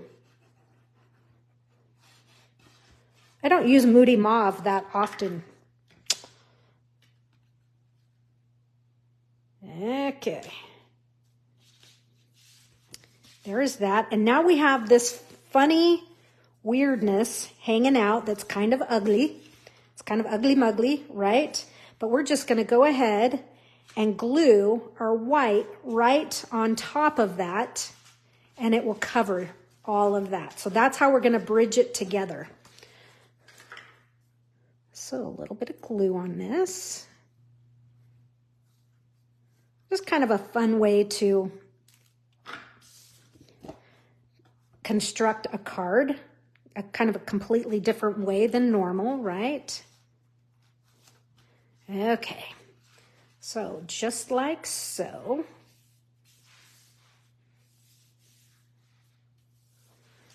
Okay, so see, now none of that Moody Mauve shows. So there's our card base. Now let's just have some fun and get it all designed and zhuzhed up. So let's see what we have going. We have 2 pieces of soft seafoam. One piece will be for some die cutting of the little buds here. Okay, and one piece will be for the label. So that's going to run through the die cut machine here. Let's see, what else are we die cutting? We're die cutting from the old olive a bunch of leaves. So, and you have more paper here than what you need. I'm just making sure. Yeah, how much do we need? Oh yeah, see, we have some on the inside. So we have a double, a single, and then double, double, single, single. So 3 and 3. So let's at least get the first few done.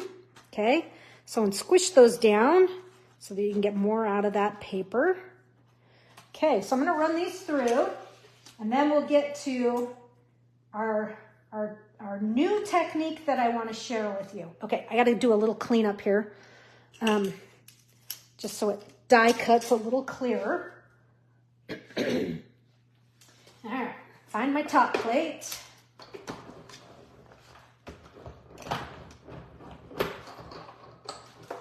Okay, bring all these pieces in. And so we decided we needed, I'm going to cut as many of these as I can. So I'm just going to do a bunch more. Just however many more I can fit, I'm going to do. Just to have them, because, you know, each time you make a card, it's not always exactly the same. So there's that. Let me get a couple more of the little buds. Don't know that I'll need them, but can't hurt to have them. Because if I'm running it through, I'm going to do it again anyway. So anyhow, okay. So bear with me. We'll get these done. And then on to my favorite part of this class. All right, let's just run those through. And I'm just going to run those through. I'll pick them off in a minute. It's not going to hurt them, right? Well, it might mar them, but... Okay, here we go.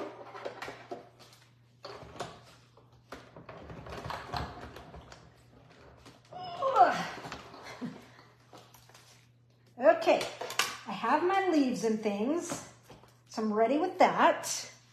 Just making a little pile here. Normally I have these all cut out for you guys, but sometimes I just think it's nice to do it in real time. Because if you've noticed, I haven't been posting homework like I used to. I'm like, yeah, that's no fun. Who likes homework? Hated homework in school. I hate it now. Okay, here we go. Just collecting all my pieces. I think we've got enough. But like we did on the first card, where we did 2 images, we're going to stamp 2 of the big images again. 1 full and 1 partial. Okay, so now I can put all of this stuff away. Just squish it right out of the way. Okay, now let's look at doing some stamping for this. So our stamping, we're going to, on that second quarter sheet, this is where our stamping is going to happen. We're going to take the big image, give it a clean. We don't want it to be wild wheat. We want it to be blueberry bushel. So our colors for this card, let me show you our ink pad colors. We're going to be using Old Olive, Boho Blue, Blueberry Bushel, and Misty Moonlight. So with Blueberry Bushel, I'm going to stamp the big image. Now you could bring in Misty Moonlight, but I kind of liked the way the Blueberry Bushel, it's kind of an electric color and it really pops. And if anybody needs a Blueberry Bushel refill, I accidentally ordered 3 the other day instead of just 1. Not 2, but 3. So dumb. Okay, stamp your whole image. Oh, I'm afraid I'm going to stamp this funky and not be able to line up the stencils again. I think I'm going to have the same problem, you guys. So sorry. Okay, get a nice, good image of that. And let's do just like we did on the first card and get another partial over here. Okay, let's see. Let's do that section right there. That's pretty. Okay. And it doesn't really matter where it lands. Okay, perfect. Just what I wanted. Now, let me bring in, I'm going to bring in a clean piece of scratch paper here, or a semi-clean piece. And I'm going to put this here. And let's see, I'm just going to kind of set some of my things out of the way, because this next step, you guys, is going to get messy. But I really, really, really, really like how it turned out. So I don't know if you've noticed or picked up on the coloring of this card. Can you see it? It's kind of covered up. Let me see if I can pull this back. I did use the stencils, but I did not use blending brushes. And so this is the new technique that I mentioned yesterday that I think you might like to try. So here it goes. We're going to get our stencils. We're going to do the same thing we did before, and that is to line them up and draw around the notch. Okay? I'm not even going to clean my stencils. That's how lazy and crazy I am. All right, let's see. Let's face this direction. Oh my goodness. Is it going to be as bad? No, it's not going to be as bad. Thank goodness. Oh, yowza. That was really embarrassing. I'm glad I couldn't see comments at that time. Okay, so I'm going to take my blending pen again. Probably better to use a pencil or a pen, but go ahead and mark the notch. Okay. Doesn't it look like Van Halen? Okay, so now what I'm going to do is I'm going to get my bone folder and I'm going to get some blends. And my blends that I'm going to use for this card are going to be Boho Blue, Blueberry Bushel. Whoops, I said that out of order. So we've got Night of Navy here. This is dark Night of Navy, Night of Navy. You can tell these are older blends. Then this should be Blueberry Bushel. Yes, Blueberry Bushel. So those are Boho. Here's Blueberry Bushel. So Boho, Blueberry, and Night of Navy. And I'm going to use Boho first. And I'm going to start, I've got this section right here. I'm going to take this leftover piece and I'm just going to cover this because I don't want to get it on that piece yet. So I'm going to go ahead and take my light Blueberry Bushel and I am just going to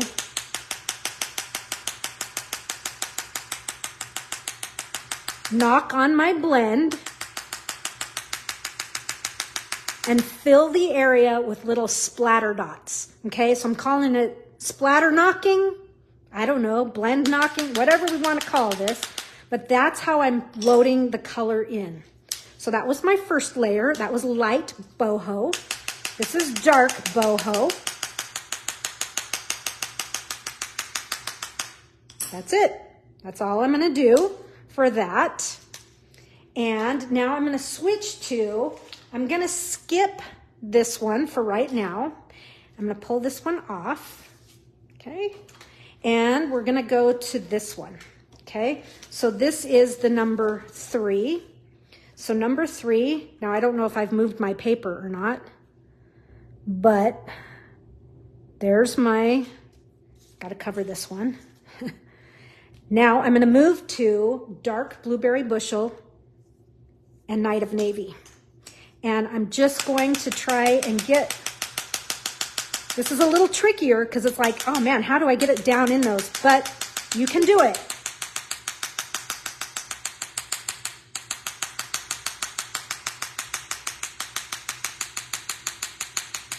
Like, I feel like I'm just getting it everywhere but where it needs to go. But trust me, you're getting it in the right spots. That was dark blueberry, and I'm going to go to, I'm going to skip right to Night of Navy. Look at that. It's an old pen.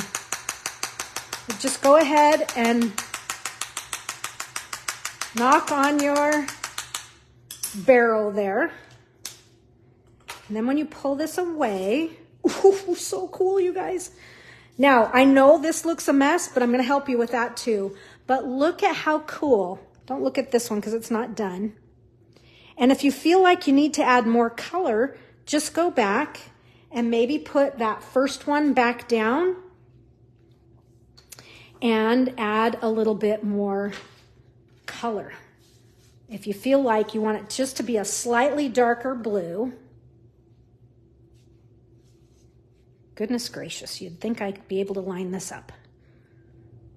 Okay, I need to do something. I need to mark the top of my stamp, and I need to mark the top of that so I know where I'm stamping. So I'm going to go back to my boho. Let's see, find boho. This is dark boho, perfect. Well, I don't want the nib end.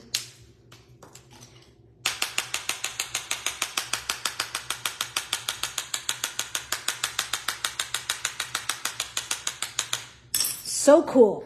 All those little dots in just the right spots. All right. Okay, hopefully, I know it's kind of hard to see, but really there is a ton of color here. Okay, speaking of color, I'm going to finish this with, I'm going to go back to the stencils, but I'm not going to splatter knock or whatever we want to call this. I'm going to go back to just using some blending brushes, okay? So for the leaves, I'm going to use Old Olive. So here's my Old Olive brush. And where's my ink pad? And I'm going to go pretty light. Looks like an EKG blip. That's funny on that. See, I thought it looked like Van Halen. Okay, so I'm going to knock off as much of that ink as I can. And I'm going to go very little pressure.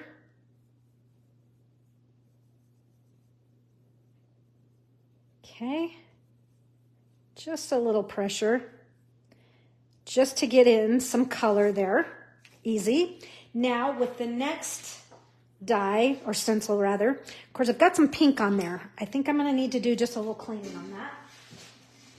If it were just Pool Party, I wouldn't worry about it, but... And Pool Party was the first color that I had on it, but I don't want to get the pink on this. So just be aware of what's on your... Because I did one and I didn't clean the mask. And I'm like, what color? I blended in with soft seafoam. It was not soft seafoam. It was some other funky color. Okay, so I'm lining up my leaves. Of course, I'm not on my mark, but that's okay. Once I've got it going, I'm pretty good. Okay, so I'm going to use Old Olive again, just like I did with the Melon Mambo and the Pool Party last time where I used the same color. I didn't mean to say Melon Mambo, I meant to say Pool Party. But just come in here and go a little bit heavier. And I'm pretty heavy-handed right there, so I might as well be in another area. Notice I'm doing the buds green this time. Okay, just a little bit more there. Oh, so cool. Super, super pretty. So there's that. I also would need to do this one, but for time's sake, I'm not going to color that one. I'll color it later, just because we are way over time. I'm so sorry, but you know, when it's good stuff like stamping, we want to get it done right? Okay, let's die cut this. And then we'll also die cut the other section as well so that we can assemble this card. I mean, we've done a lot of the work on this card already. Okay, so this is just going to go through the machine here.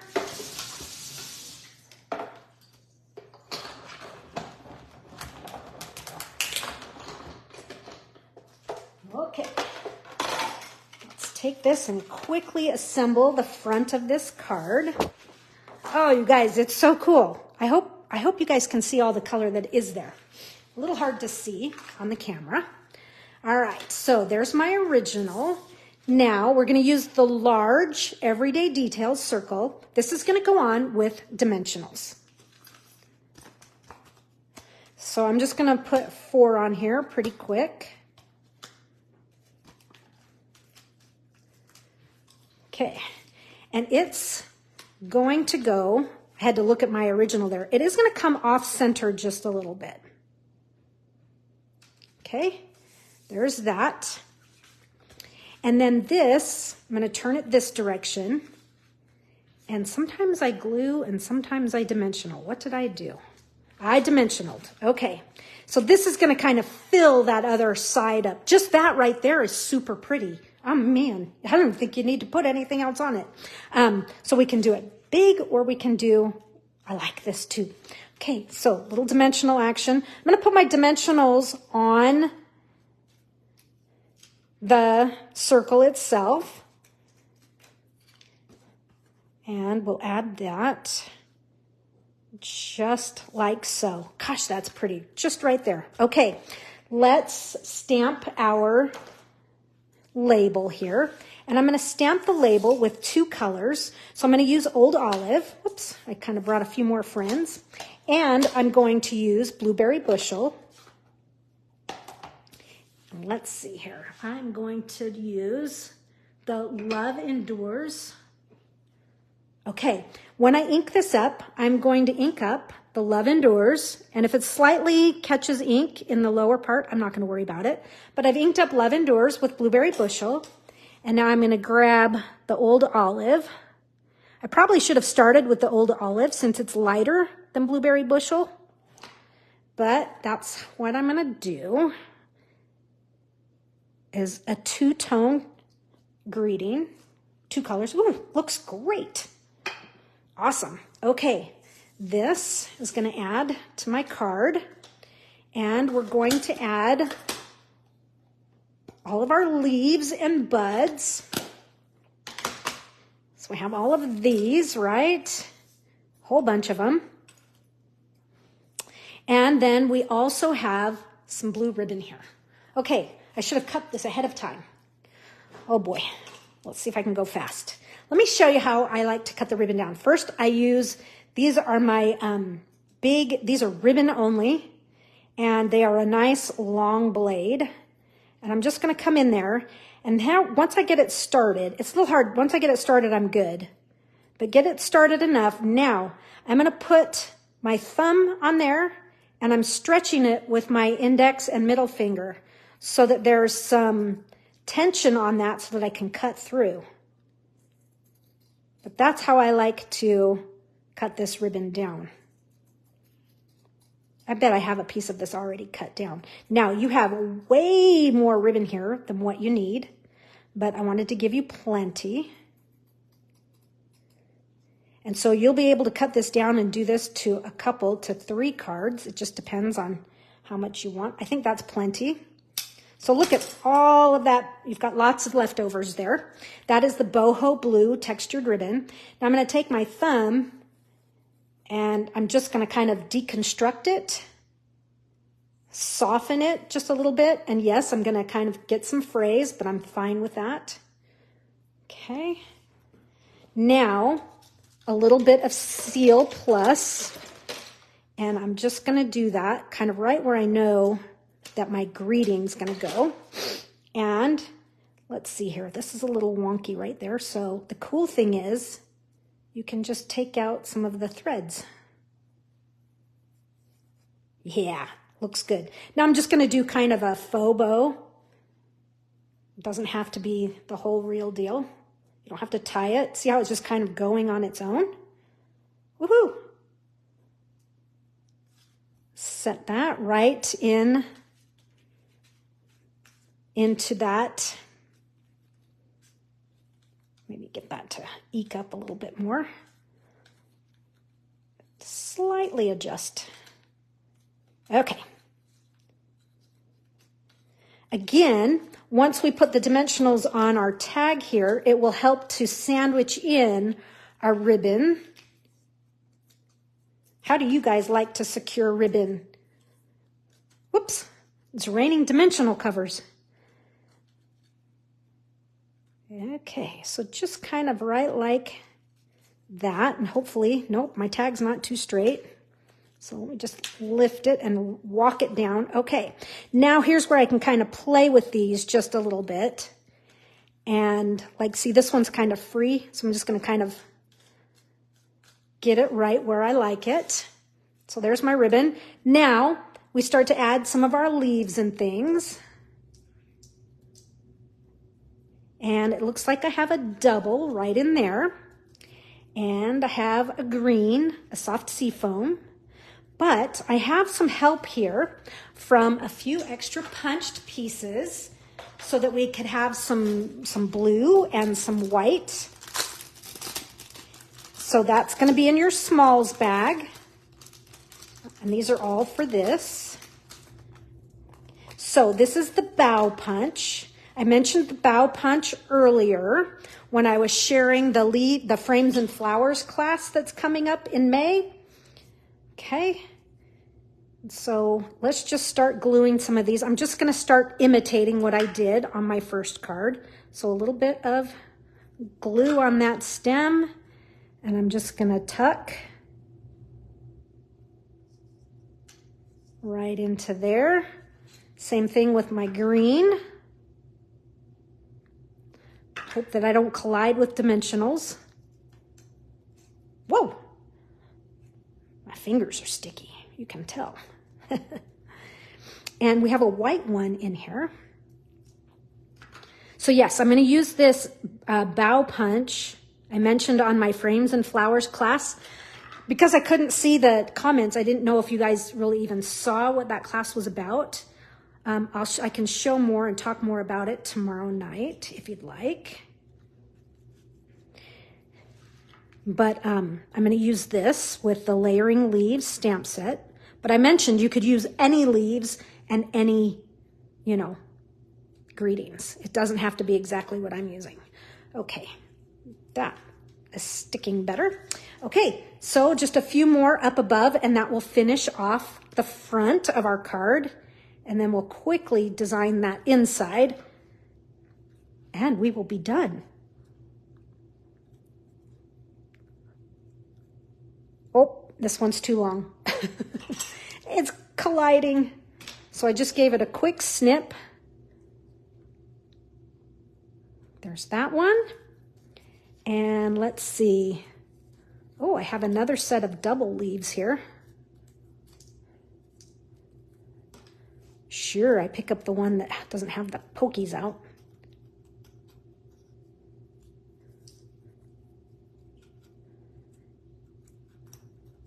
Have you guys, I know a lot of you, demonstrators and customers, have catalogs already. Did you see the Frames and Flower DSP on page, what did I say, 29? Something like that? My cheat sheet got hidden. Okay, 20 minutes later, I've unburied this leaf, but I've got one more leaf tucked right in there. I'm going to change the angle on that just a little bit so it's not exactly like the one above it. Okay, looks like we have a couple single leaves up top.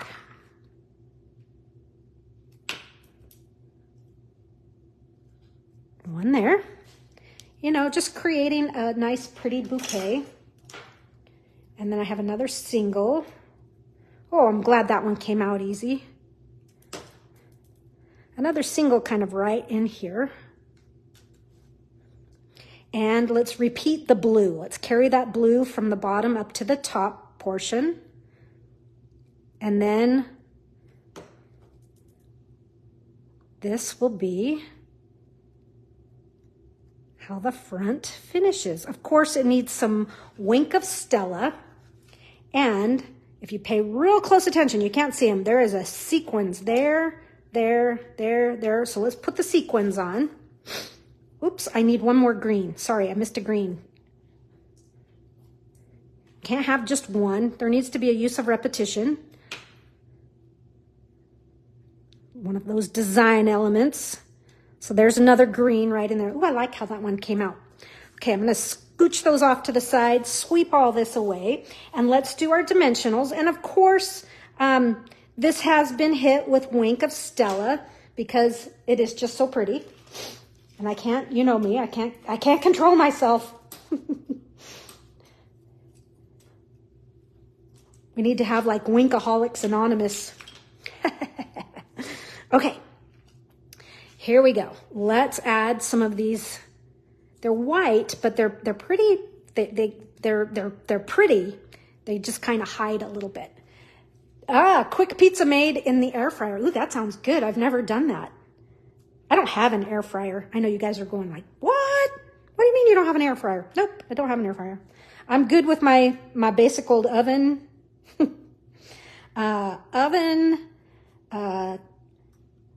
Big, huge. I do have a pizza oven out in the back. So let's see, where else did I've got a couple up here. So I'm just sprinkling these all over. So Kim, what did you put on your pizza? I did one a couple days ago that was with, I have this Calabrian chili paste from Trader Joe's that is so good. And I like to mix it with ricotta cheese. So yummy. Okay, and we'll do one more right in there. So just sprinkle those around and have some fun. A pizza oven is fun, Kim. Yeah, my son has one too. So we have just pizza nights and yeah, we make all kinds. But still my favorite is, you know, I love Italian sausage, red onion, ricotta cheese. Yum. Okay, that is the front.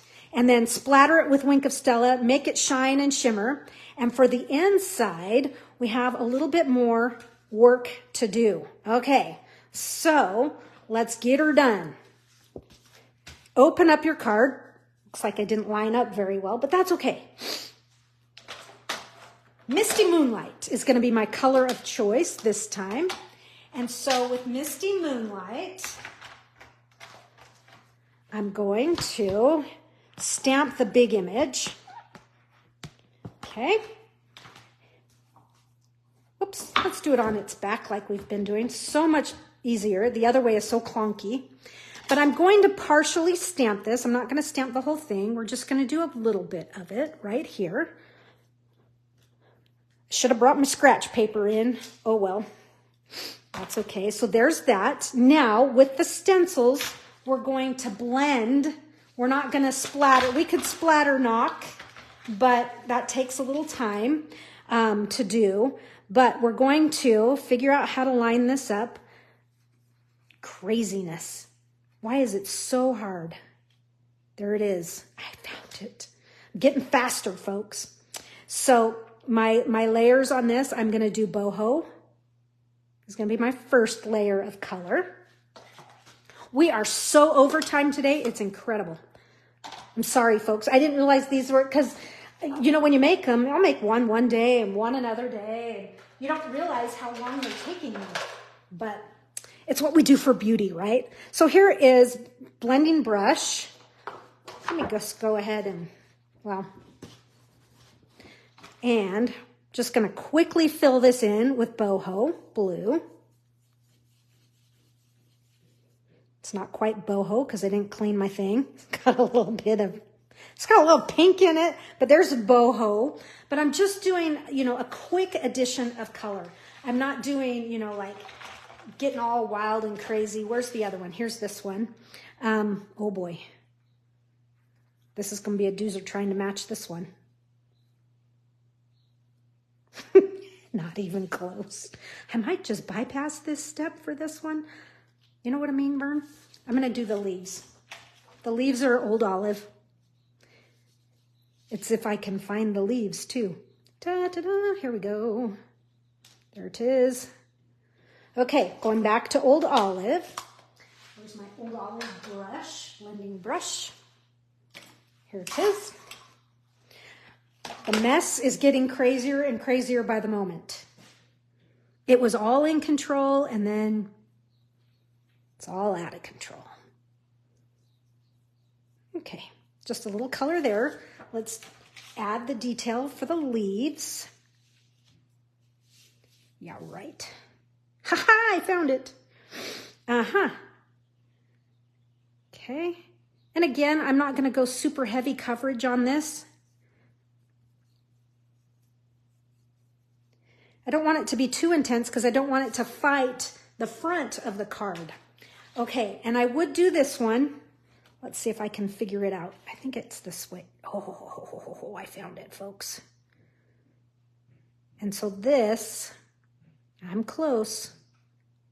I'm just going to use my bordering blue, boho blue, bordering blue. The boho is like bordering blue, if anybody remembers. And I'm going to do a light coverage. I don't want it to be too much. Okay, just a little hint. And I really like how that's playing. It looks really good. So that's all I did there. And then for the inside is, it really is second card right here. You know, we like to, I like to make second card. And so with that, I have my smaller Everyday Essentials circle. And then if you remember this, we'd stamped this. And of course this needs to be colored, but since we are so over time, I'm not going to color it, but I would have colored this the exact same way I did the front. And so I would do all the knocking on the barrel of your Stampin' Blends. Same technique that I did, so that it matches that. But I'm going to run this through and do a partial die cut here, rather than having to do any fussy cutting. you know what? We didn't do any fussy cutting today. Wow. Class without fussy cutting. Crazy. And so I might have to do a little cutting. I'm not fussy cutting. I'm just going to cut this down so much of it doesn't show. And this is just going to kind of tuck inside there, just like that. So let me bring the other card in so you can see. I can't, oh, here it is. I'm like, I can't find the other card. Oh, we have a little more stuff to do, but look how pretty that is, how it finishes. So let's get that finished. So we need to do some stamping here. So this needs to be stamped with Holding You Close, or you could, Holding You Close. I found it. Here's Holding You Close in My Heart. Oh, sorry, this needs to be Blueberry Bushel. I just inked it up with the wrong color. Jolinda, you're so funny. I agree, you can't rush beauty. My problem is I have a meeting at 1 o'clock. Good thing it's right around the corner from my house. Okay, Holding You Close in My Heart. And of course, this would all be colored and pretty. And I have a few more leaves I want to use. So we have some that we've die cut ahead of time. Remember all that prep work we did? Okay, just punch these out. So sometimes when these hang on tight like this, it's because there's others stuck inside your die. So I'm gonna that, and I need a single, I have one right here. Okay, sweep that away, and let's assemble this. Okay, so I'm going to things first, I'm actually gonna glue my flowers. And you know what, I think I'm gonna cut that bud off. So I lied when I said we're not doing any fussy cutting. I'm just gonna come in here and just take that bud right off, and then add just a little bit of glue here, just like so. And then bring in my flowers. Okay, now I'm going to put some dimensionals on and add it to the card. And I'm kind of using a couple extra here that are working to kind of hold that piece in place. And, whoops, drop my leaves. So this is just going to go kind of right in the center. The thing is, it's like, do you want to center it between this entire piece of white or just the section of the card? It's up to you. I did it across the entire section of white. Is your meeting at home in 20 minutes? No, it's at the park. It's at the pickleball park, which is about 200 feet from my house. Okay, sorry, I dropped my leaves. They were on the floor. Okay, double leaves. They're gonna go and they're gonna tuck kind of right up in here. Does anybody play pickleball? I'm actually going to maybe reverse my leaves here. Do I want to do a single and a double or a double? I'll do them the way I originally did it. I have never played pickleball. I don't even think I've ever watched pickleball. I am like out of it. Like an air fryer. I don't even have an air fryer. Okay, so I left it so, here's my original. I left it so that it was far more one-sided. You do you, though, right? Okay, so you still have all those pieces of twine and things from your threaded trim or your natural wavy trim, whichever one was in your packet. But I'm doing myself a fairly small bow. Well, that's a little too small. A little bit bigger. Okay. Way smaller than normal though, right? Trim your ends and we'll place this in there. And I'm going to set this in place with a glue dot. Or not, since I didn't bring any. Okay, I'm not going to do any. But I'm going to put a glue dot right in there. Oh, so many unfinished things today. Can't believe I don't have a glue dot. Well, I can do a little bit of glue. The problem is I need to do a little more stamping on the front side. But I just added a little squirt of glue and I put it in one of those little holes. And I'm just going to kind of hold that in place for a second. While with my other hand, I'm going to find what I did with my sequins. I know I didn't use them all. Oh, I found them. They're buried. So we have a few more sequins in the white to add. Okay. This will be available. It's not going, I'll save it for sure, Linda. Okay, I'm going to put these 3 on, and then we have one greeting and some splattering to do on the other side, and we are going to call it done. There's that. And I had another one there. It's just fun to make second card on the inside of your card here. And I'll do one down there. So there's the inside. Of course, this would be colored, but you know, we're just going way over time. But I am going to flip this over and repeat what's been done on this card here, okay? So I have some more. So where is my blueberry bushel? I'm going to do one more greeting in here. It's always been you.